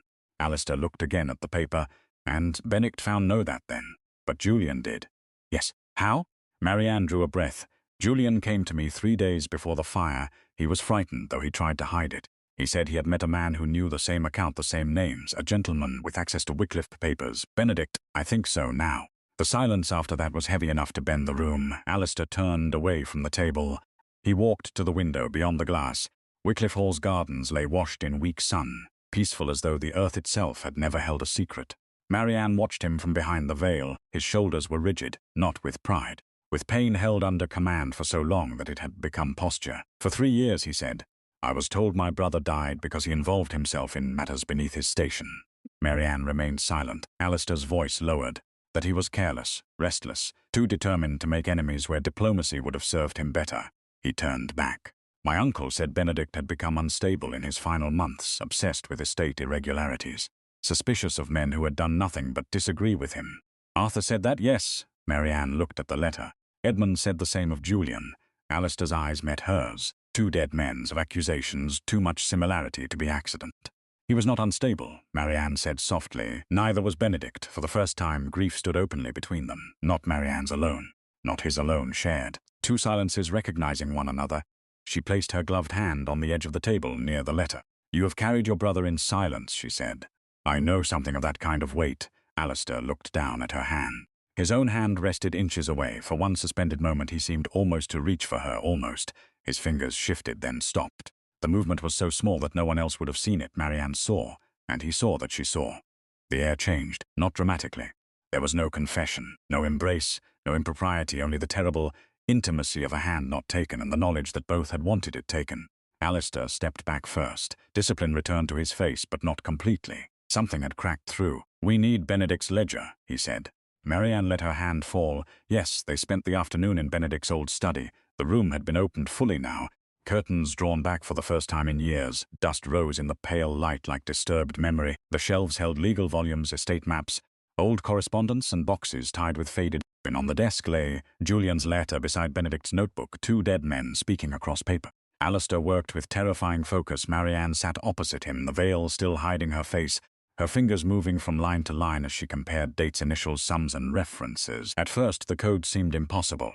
Debt numbers, estate names, initials, symbols, but slowly the pattern emerged. False arrears marked against vulnerable tenants. Private loans given through intermediaries. Marriage settlements arranged within weeks of sudden financial distress. Women transferred into households where their dowries or small inheritances disappeared into management. And again, 3 names appeared at the edge of the pattern: Edmund Fairborne, Arthur Wycliffe, Frederick Ashbourne. Benedict had found the machinery. Julian had found the victims. Together they had come close enough to threaten men who believed themselves untouchable. Then Benedict died. Then Julian burned. Then Marianne was blamed. By late afternoon the truth lay before them in fragments too numerous to deny. Marianne sat back, trembling. Not from fear this time, from rage, quiet rage, clean rage, the kind that did not scream because it had finally found something sharper than sound. "They did not only ruin me," she said. "No, they used me." Alice looked pale. "My silence, my supposed ugliness, they made me a warning so no one would ask what Julian knew." His face tightened. "And they used my grief to make Benedict seem mad." For a moment the room seemed full of the dead. Benedict bent over this desk, writing notes by candlelight. Julian, hiding a letter in shaking hands. The women whose names appeared in the margins: Helena Everley, Josephine Hartwell, Lydia Pembroke. Others reduced initials, settlements, amounts, not stories, not hearts, just useful despair. Marianne stood abruptly and walked to the window. Outside, a gardener crossed the lawn with a wheelbarrow, unaware that inside the old study the shape of a conspiracy had become visible. "I spent 3 years ashamed," she said. Alistair's voice came from behind her. "The shame was never yours." She closed her eyes. The words struck too deeply. The shame was never yours. How many times had she needed to hear that? How many nights had she sat awake beneath a locked roof, wondering whether survival itself had made her guilty? How many times had she touched the small scar near her temple and felt not pain, but accusation? The shame was never yours. She turned back. "You say that as though saying it can undo what they made of me." "No," Alistair said, "but proving it can." The force in his voice steadied her. Before she could answer, a knock sounded. Mrs. Vale entered with a silver tray. "A letter arrived by express, my lord." Alistair took it. The seal was dark red. Marianne recognized the hand before he opened it. Sir Edmund. Her body knew his presence even in ink. Alistair broke the seal and read. His expression did not change, but the air around him hardened. Marianne's fingers tightened. "What does he say?" For a moment, Alistair did not answer. Then he held the letter out. She took it. The message was brief. Of course it was. Sir Edmund had always known that short threats traveled deeper. "My dear niece," a word from affection. "Since rashness has recently become fashionable in your conduct, keep the veil on, and your husband may keep his estate. Remove it, and you will bury him as you buried Blackwood." Marianne's breath stopped. The room blurred behind the veil. For one terrible moment, she smelled smoke. Not real smoke. Memory, the choking blackness, the sound of timber falling. Julian's voice lost somewhere beyond the flames. Alistair was beside her before she realized she had swayed. He did not seize her. He did not pull her close. He simply steadied her with one hand beneath her elbow, firm enough to keep her upright, gentle enough to let her step away. She did not step away, not immediately. His nearness was controlled, but it warmed the cold terror that had rushed through her. "He is threatening you," Alistair said. "No," Marianne whispered. "He is threatening you." "Then he is a fool." She gave a faint, broken laugh. "You say that as though foolish men are not dangerous. They are often the most dangerous." His hand remained at her elbow. She looked down at it. So did he. This time he did not withdraw at once. The pause was brief, but it existed. Then Mrs. Vale, wisely silent, lowered her eyes and retreated from the room. Alistair released Marianne slowly. "There is a ball tomorrow night." She looked up. "The Harrington House ball?" "Yes, Arthur will be there. So will Edmund, Ashbourne, half the ton." Anyone who enjoys watching reputations bleed. Marianne folded Sir Edmund's letter with shaking hands. They will expect me to hide, yes. They will expect you to keep me hidden, yes. And if I attend, they will try to expose me. Alistair's face was grim, almost certainly. The fire shifted in the grate. Marianne looked toward the table where Julian's letter lay beside Benedict's notebook. For 3 years, she had hidden because hiding kept her alive, but hiding had also kept their lies alive. Her veil had protected the truth. It had also buried her beneath it. She drew a slow "will attend." Alistair's eyes fixed on her. "Yes," she said. "I do know you have survived enough commands. This will not become another." The words struck her gently. That was the danger of him. Even when he refused tenderness, it found its way into his principles. Marianne lifted her chin. "Hiding has kept me alive, my lord." Her voice steadied. "But it has not made me free." Alistair looked at her for a long moment. Something moved in him then. Not shock, not pity. Something deeper, respect perhaps, or the beginning of the feeling he had sworn he would never give. He stepped closer. The space between them narrowed. The veil hung like mist between her face and his sight. For one impossible moment, Marianne thought he might lift it. Never that, but by invitation. His hand rose slightly, then stopped. He closed his fingers instead and let the hand fall. Even his restraint had begun to feel intimate. Instead, he reached for her gloved hand. This time he took it, carefully, openly, no audience. No church, no performance, only the old study, the rain-washed light, and the dead men's proof on the table between them.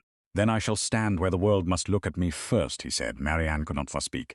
His hand around hers was not a lover's claim, not yet. It was a vow beyond the vows they had already spoken. A promise made not at an altar, but beside evidence and threat. The Harrington House ball would not be an evening of music, it would be a battlefield. And Marianne, the woman no gentleman had wanted, would enter it as Viscountess Wycliffe, veiled, watched, hunted, but no longer alone. That night, after Alistair left to send letters to his solicitor and Captain Ravenshaw, Marianne remained in Benedict's study. She folded Julian's letter carefully. Then with hands that no longer shook, she stitched it back into the lining of the veil. Not because she was hiding from truth, but because the veil had one final duty. It had carried shame, it had carried fear.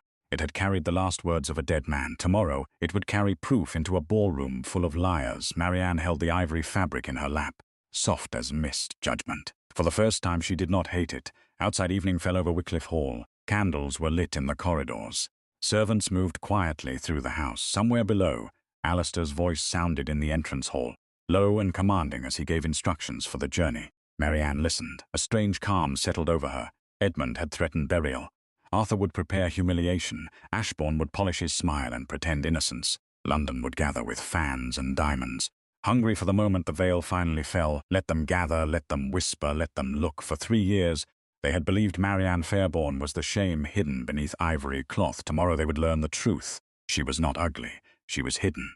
And the shame had never been hers. Harrington House was made for beautiful lies. It rose from the London street in pale stone and golden windows, every lamp blazing as though darkness itself had been forbidden entrance. Carriages lined the square beneath a cold, clear sky. Footmen in powdered wigs hurried beneath the portico. Music spilled through the open doors in bright, disciplined waves inside. Chandeliers burned like captured stars. Silk gowns swept across polished floors. Diamonds trembled at throats and wrists. Fans opened and closed like wings. Every smile was practiced. Every compliment carried a blade. And every eye in the ballroom turned when Viscount and Viscountess Wycliffe were announced. For one moment, the music seemed to falter. Not stop. That would have been too honest. But falter. A small stumble in the violins, a breath in the room. Then the whispering began, the veiled Viscountess. She came. Wycliffe must be mad or desperate. No, look at him. That is not desperation. Marianne stood at the top of the ballroom steps with her hand resting lightly upon Alistair's arm. The ivory veil fell from her bonnet to her collarbone, soft and still beneath the chandelier light. Beneath it her face remained hidden.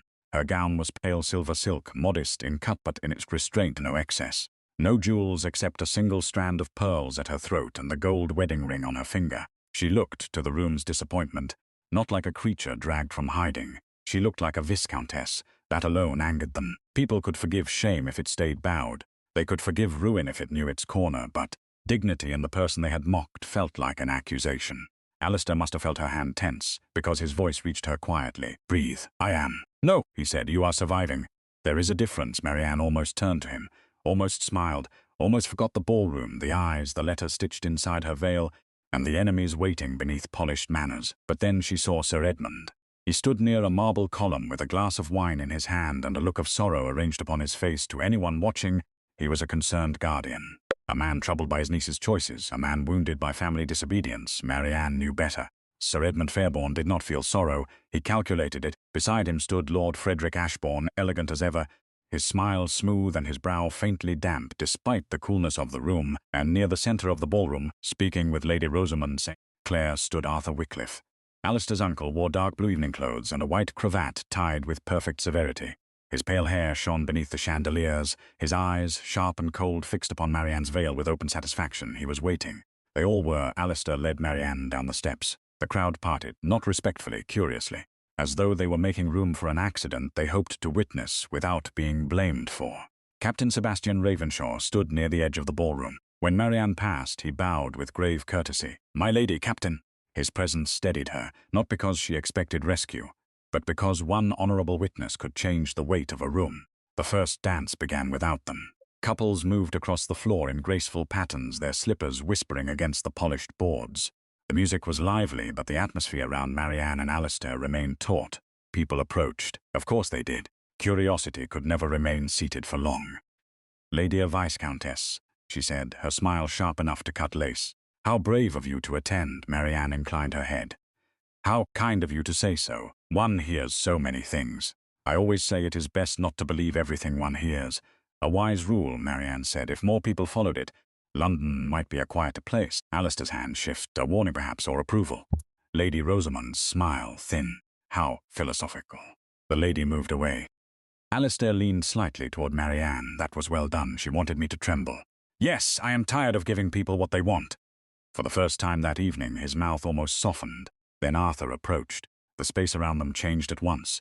Some guests pretended not to listen. Others abandoned the pretense entirely. Arthur bowed to Alistair first, then to Mary Lady. Alistair's expression did not alter. "Uncle." Arthur looked at Marianne's veil, still smiling. "A remarkable evening. I confess I did not expect you to come." "Then the evening has already rewarded you with surprise," Alistair said. Arthur gave a soft laugh. "Always so severe. I only mean that Lady Wycliffe has endured much attention. A quieter life might have suited her." Marianne spoke before Alistair could. "A quieter life was chosen for me once." Arthur's eyes moved to her hidden face. "And did it not protect you?" She said. "It protected others from questions." The words landed, not loudly. Arthur's smile remained, but his eyes cooled. "Questions can be dangerous things, my lady. So can answers." A faint murmur passed through the nearest guests. Alistair did not look at her, but Marianne felt the stillness in him sharpen into something almost proud. Arthur bowed again. "We shall speak later, perhaps." "No," Alistair said. Arthur paused. "No, you may speak now if you have something honorable to say. Otherwise, you may spare my wife your company." The insult was quiet. Arthur's smile hardened. "How devoted you have become in a remarkably short time." "Devotion is not measured by the length of acquaintance, nor is wisdom." Alistair stepped closer, just enough that Arthur had to look up slightly. "Then we are both learning tonight." Arthur's eyes flicked to the veil one last time. Then he withdrew. Marianne released a breath she had not realized she held. The evening contained music, laughter, crystal glasses, candlelight. But beneath the beauty, danger moved steadily closer. Edmund began his work. Through whispers, he spoke not loudly, but where the right people could hear. Poor Marianne had always been delicate. Lord Wycliffe was generous, but perhaps misled. A husband had certain rights. A family had tried its best. No one wanted scandal. Every sentence was shaped like concern and poisoned at the center. Ashbourne moved from group to group, smoothing any sharpness with practiced charm. He smiled at matrons, bowed over gloved hands, assured gentlemen that the evening was nothing but a triumph of good society. But his eyes kept returning to Marianne, to the veil. Then came the accident. It happened near the refreshment room, too neatly, too suddenly. A young footman carrying a tray of glasses stumbled as Marianne passed. The tray tilted. Glass shattered across the floor. Lemonade splashed over the hem of her gown. Several ladies cried out, then swallowed it. The footman dropped to his knees, pale with terror. "Forgive me, my lady. Forgive me." Marianne stepped back. Her heel caught on the edge of a carpet. Alistair's hand was there at once, steadying her, but in the confusion a woman behind Marianne brushed sharply against her shoulder. The veil loosened. One pin fell, then another. The ivory fabric slipped sideways. A gasp moved through the ballroom. Arthur stepped forward. Too quickly. "Too, my dear lady," he said, his voice carrying beyond the accident. "Allow me." His hand reached toward the veil. Alistair caught his wrist. The ballroom froze. The orchestra stopped, every fan still. Every eye fixed upon the two Wycliffe men. Alistair's hand locked around Arthur's wrist with controlled force. "You will not touch my wife." Arthur's face flushed. "I was offering assistance. You were taking advantage." The words cut through the room. Arthur's voice rose. Surely a husband has the right to see what he purchased. Purchased. The word poisoned the ballroom. Marianne felt it strike every wall, every chandelier, every watching. Purchased. Not married, not protected. Purchased. A thing bought from a secret assembly. A woman reduced to a bargain. Beside her, Alistair's expression changed. It became deadly. But before he could speak, Marianne placed her hand over his, not to restrain him because Arthur deserved gentleness, but because she understood all at once that this moment could not belong to Alistair alone. If he defended her forever, the veil would remain a weapon in other people's hands. If he lifted it, they would say he claimed his right. If Arthur tore it away, they would say she was exposed. There was only one way to end it. The veil had to fall by her hand. Marianne released Alistair's arm. The room watched. She reached up. Her fingers found the remaining pins, one, then the other. Alistair turned toward her, his voice low. There was no command in it, only concern. She looked at him through the mist of ivory. For one heartbeat, the ballroom vanished. There was only his face, severe, grieving, afraid for her. Not her that gave her courage. Hiding has kept me alive, she whispered. His eyes changed. But it has not made me free. Then Marianne lifted the veil. A sound moved through the ballroom. Not exactly. Something larger. A wave of astonishment, disappointment, confusion, and shame. The unexpected horror. It found a woman, a beautiful young woman, pale from years of confinement, with dark eyes bright beneath the chandeliers, and a faint crescent burn near her temple, visible. Undeniable, but not monstrous. Not disfiguring, not the nightmare London had enjoyed imagining. It was merely a mark, a survivor's mark, a witness. Marianne stood bare-faced beneath the chandeliers and watched society meet the truth, and some faces went blank. Some flushed, some looked away. Lady Rosamond's fan lowered slowly. Cressida Bellamy's mouth opened and closed without sound. Lord Ashbourne turned the colour of spoiled milk. Sir Edmund's face lost every trace of sorrow, and Alistair did not recoil. He stared at her as though the world had shifted beneath his feet, not because she was ugly, not because she was ruined, because for the first time he saw the woman everyone had hidden beneath rumour, her fear, her courage, her scar, her beauty, her defiance. And something in his expression opened so rawly that Marianne nearly looked away. But she did not tonight. Arthur recovered first. Well, he said, forcing a laugh that cracked at the edges, it appears society has been misled in one respect. No, Marianne said. Her voice carried, clearer than she expected. Society was not misfed. The ballroom remained silent. She reached into the lining of the veil. Sir Edmund moved, but only one saw it. Captain Ravenshaw saw it, and the guests saw Alistair turn his head towards Sir Edmund with a look that stopped him where he stood. Marianne drew out Julian Blackwood's letter.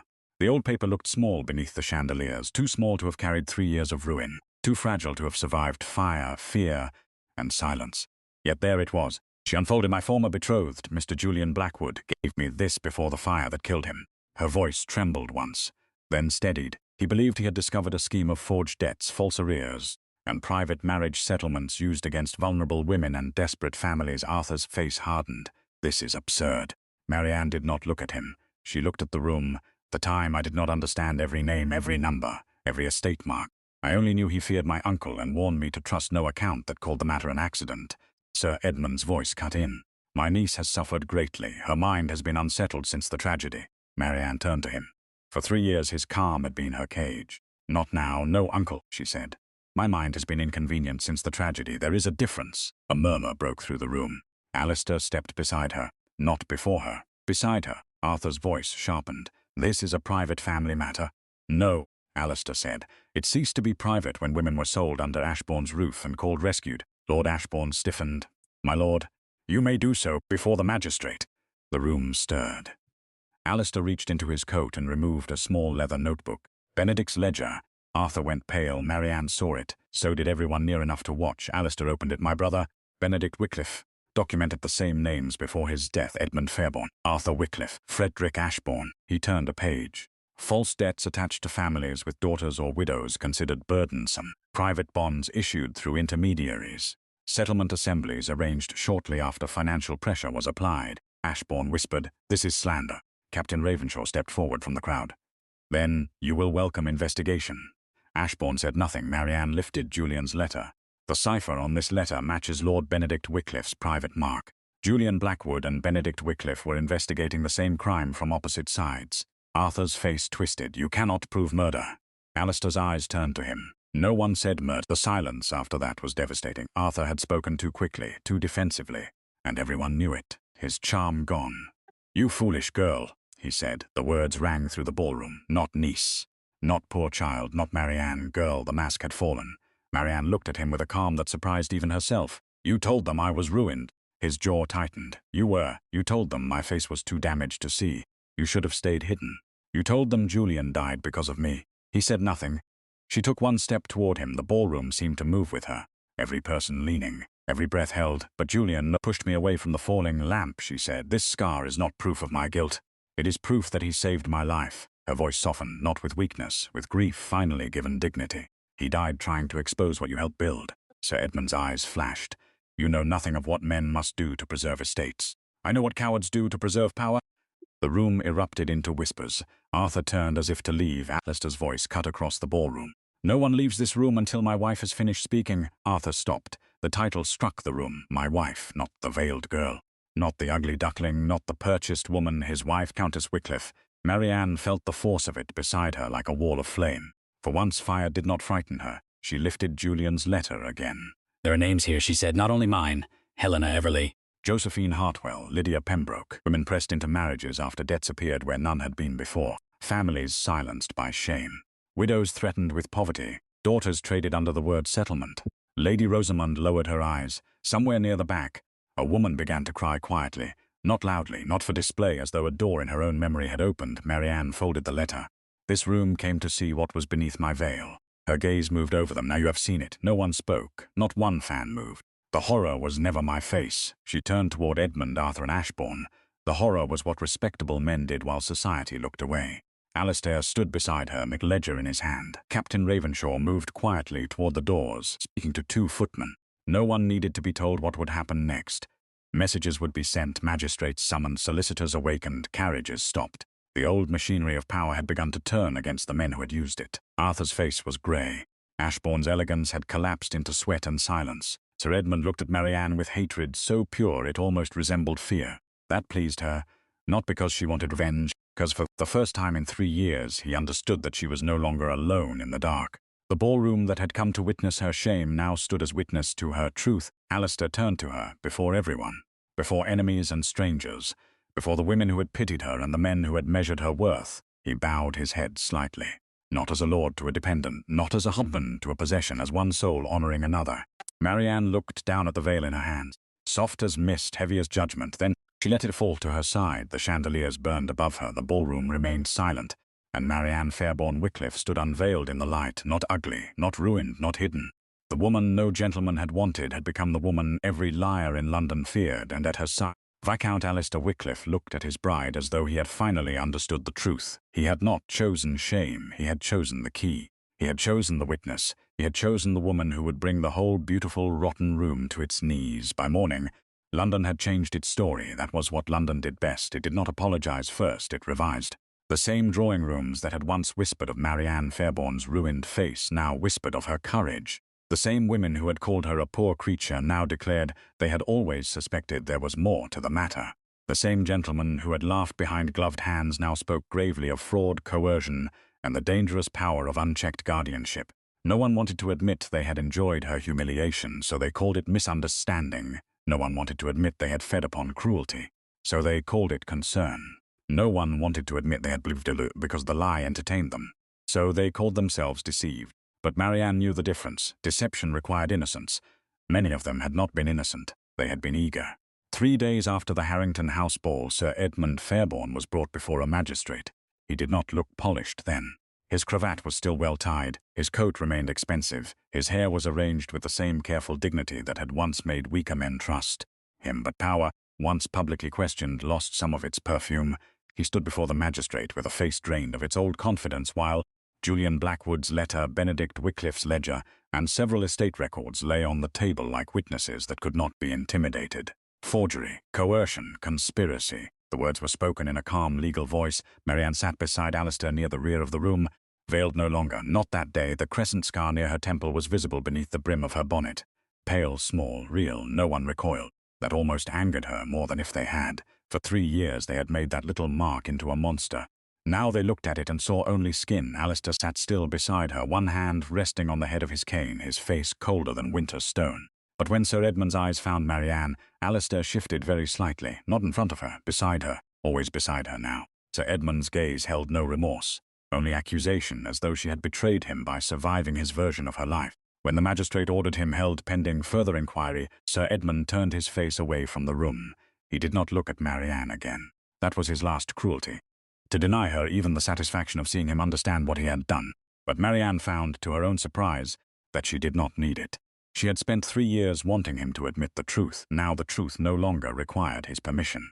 Arthur Wycliffe fell more slowly. Men like Arthur did not collapse in a single day.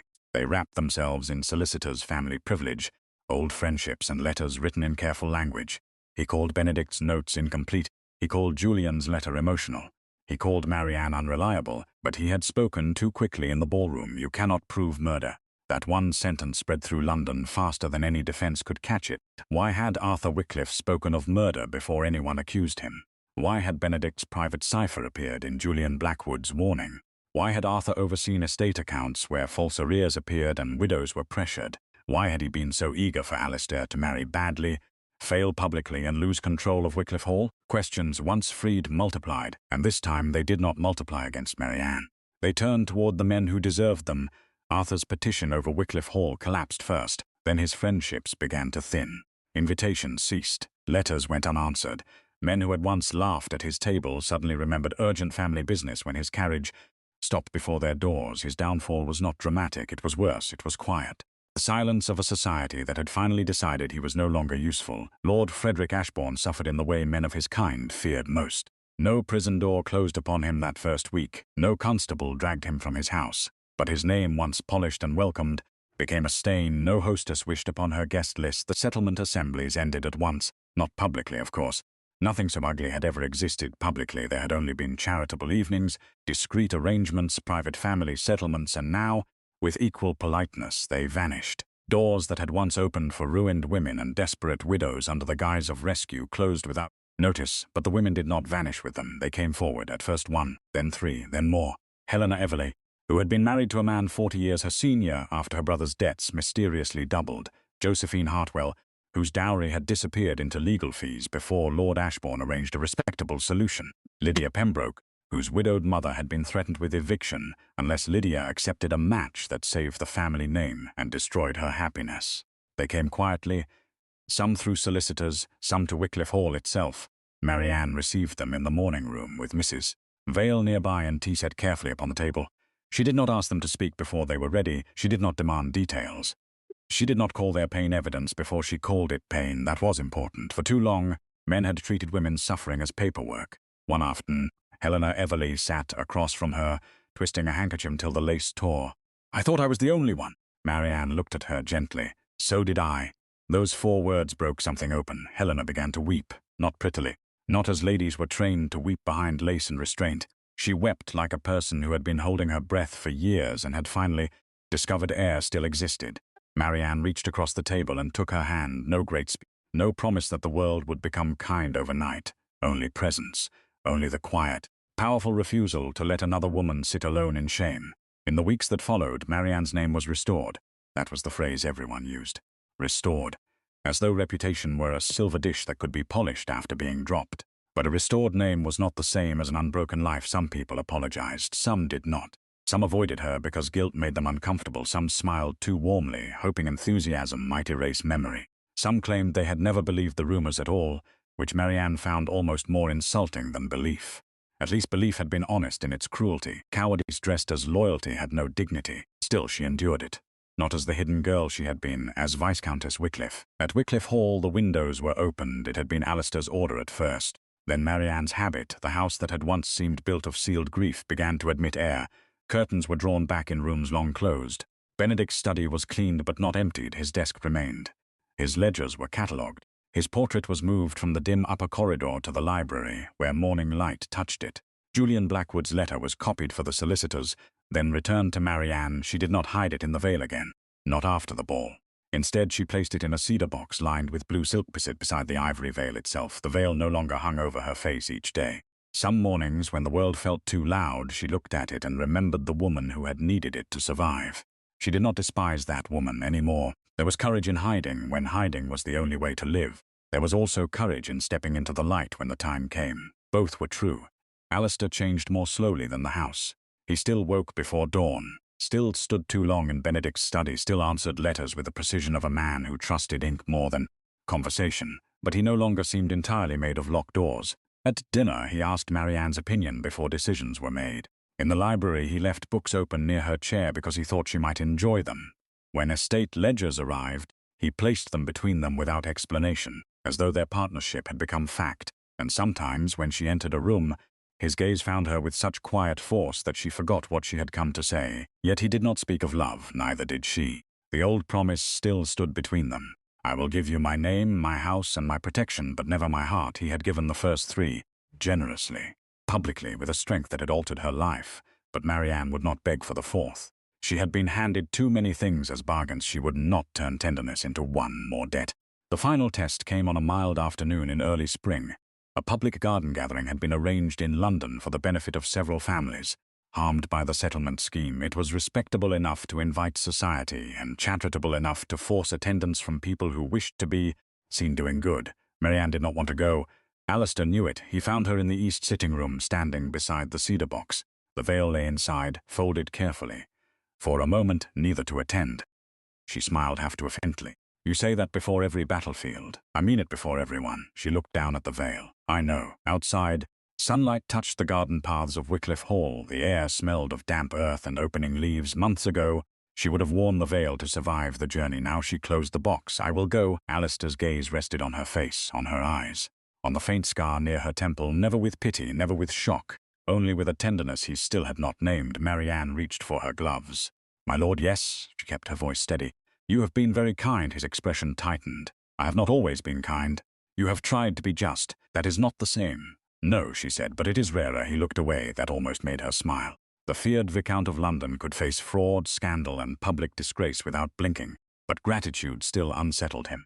At the garden gathering, London behaved exactly as Marianne expected, beautifully, which was to say falsely in many corners, sincerely in a few. Ladies strolled beneath newly leafed trees with parasols angled against the sun. Gentlemen discussed reform as though they had invented conscience that morning. Tables were arranged with flowers, cakes, tea, and subscription papers. The air carried the murmur of polite society performing moral improvement. Marianne moved through it beside Alistair. Unveiled, steady, some people bowed, some stared, some flushed. St. Sinclair approached with a face full of painful humility. My Lady Wycliffe, she said, I fear I owe you. And Marianne looked at her. The old Marianne might have trembled. This Marianne simply waited. Lady Rosamond swallowed. Yes, Marianne said. The honesty startled the woman. I regret it deeply. I hope so. Lady Rosamond's eyes lowered. I do not expect forgiveness. Then you have learned something useful. Alistair, beside her, made a sound that might almost have been a cough. Lady Rosamond retreated, shaken but perhaps improved. A little later, Marianne saw Helena Everleigh speaking with Josephine Hartwell near the subscription table. Lydia Pembroke stood beside them, chin lifted. They were still wounded, still watched, still rebuilding lives that should never have been broken. But they were no longer invisible. That mattered. Toward the end of the afternoon, as Marianne and Alistair walked near a row of budding trees, a whisper rose behind them. Not loud, but not quiet enough. That is the ugly duckling from the marriage auction. The words struck the air. For a moment, Marianne's body remembered everything. Ashbourne House, the candlelit back hall, the silence when no gentleman stepped forward. Sir Edmund's breath near her veil, then no one wanted her. Stopped her slowly, calmly. The person who had whispered, a young gentleman with more arrogance than wisdom, went pale when the Viscount turned. Alistair's voice was quiet. That made it devastating. No. The gardens to stay. Alistair looked at the young man as though he were something unpleasant found on a polished floor. That is the woman who saved my name. The young gentleman bowed at once. My lord, I meant no offense. You achieved it without meaning to. What damage you might do with effort. A few nearby ladies looked away quickly. Captain Ravenshaw, standing some distance off, seemed deeply interested in the sky. Marianne should have felt embarrassment. Instead, laughter rose in her chest, soft, surprised, alive. Alistair turned back to her. His expression changed when he saw her smile, just slightly. But enough. They walked on. At the edge of the garden, beneath a young chestnut tree, Marianne stopped. The noise of the gathering softened behind them. For once, no one stood close enough to hear. I must ask you something. He became still. Then ask. You once told me you would give me your name, your house, and your protection. His face changed. A shadow of the old promise passed over him. But never your heart. Marianne looked down at her gloved hands. I have not asked for more than you offered. I know. I will not begin now. His voice lowered. Marianne. She continued before courage failed. You have honored your bargain, more than honored it. You defended me when others mocked me. You believed me when silence would have been easier. You stood beside me when the room wanted me broken. Her throat tightened, but she did not stop. I am grateful, more than grateful. But I will not demand tenderness from a man who warned me he had none to give. Alistair stared at her. For a moment the garden, the guests, the whole of London seemed to disappear. There was just the space between them. Then he took one step closer, not enough to startle, enough to choose. I promised you my name, he said. His voice was rougher than she had ever heard it. My house, he took her hand, my protection. Marianne's breath caught. Alistair looked at their joined hands. But I was a fool to think my heart would obey me. The world went very still. Marianne could not speak. He looked back at her. I chose you because I believed a veiled wife would ask nothing of me, no affection, no claim, no expectation that I become a man capable of being wounded again. His thumb moved once over her glove. But you saw me before I was ready to be seen. Her eyes burned. He continued, I did not look at your face, Marianne, not at first. But I saw your courage, your restraint, your mind, your refusal to become cruel after cruelty had been made your daily bread. His voice lowered. And when the veil fell, I understood that London had not hidden a monster. It had hidden the only woman brave enough to tell the truth while the rest of us called silence dignity. A tear slipped down Marianne's cheek. She did not turn away, not anymore. Alistair lifted his other hand, then paused, always asking without words. Marianne gave the smallest nod. He touched the tear gently with his gloved finger. No hunger, no impropriety, only reverence. I love you, he said. The words were not loud. They did not need to be. They entered her with the force of every kindness he had refused to name until now. Marianne closed her eyes for one breath. When she opened them, he was still there, steady, afraid perhaps, but not retreating. I accepted you because coldness felt safer than cruelty, she whispered. His face tightened with pain. But you became more than safety. She placed her free hand over his. You became home. For the first time since she had known him, Alistair Wycliffe smiled, fully, not the thin, bitter curve society feared, a real smile. Astonished, young in a way grief had tried to bury, and Marianne, who had once stood unwanted at the end of a line, smiled back at the man who had chosen her before he knew how much choosing would cost him. Months later, Wycliffe Hall no longer felt like a house preserved by sorrow. The ledgers were corrected. Tenants wrongfully charged were repaid. Mrs. Harriet Bellamy kept her cottage. Benedict Wycliffe's name was honoured in Parliament through a petition against coercive private settlements. Julian Blackwood's name was cleared. A small memorial was placed in the chapel at Wycliffe Hall for both men. 2 witnesses, 2 dead. 2 lights carried forward. Marianne no longer wore the veil each day. She kept it folded in the cedar box, not as shame, as proof. Proof that she had survived. Proof that hiding did not mean weakness. Proof that the day she lifted it, the world had been forced to look at itself. Sometimes, when young women came to Wycliffe Hall seeking help, Marianne showed them the box, not always, only when they needed to understand. This once covered my face, she would say. Then after a pause, but it never covered the truth, and Alistair, if he was nearby, would look at her with the same quiet wonder he had shown in the ballroom when the veil first fell. They had called her unwanted. They had called her ruined, they had called her ugly, but the Viscount had chosen her anyway, and when he unveiled his bride, London did not discover a monster. It discovered its own shame, for Marianne Fairborne Wycliffe was never the ugly duckling of the marriage auction.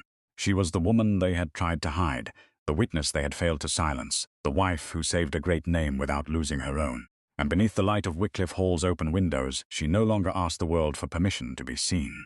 The shame was never hers, and at last, neither was the silence.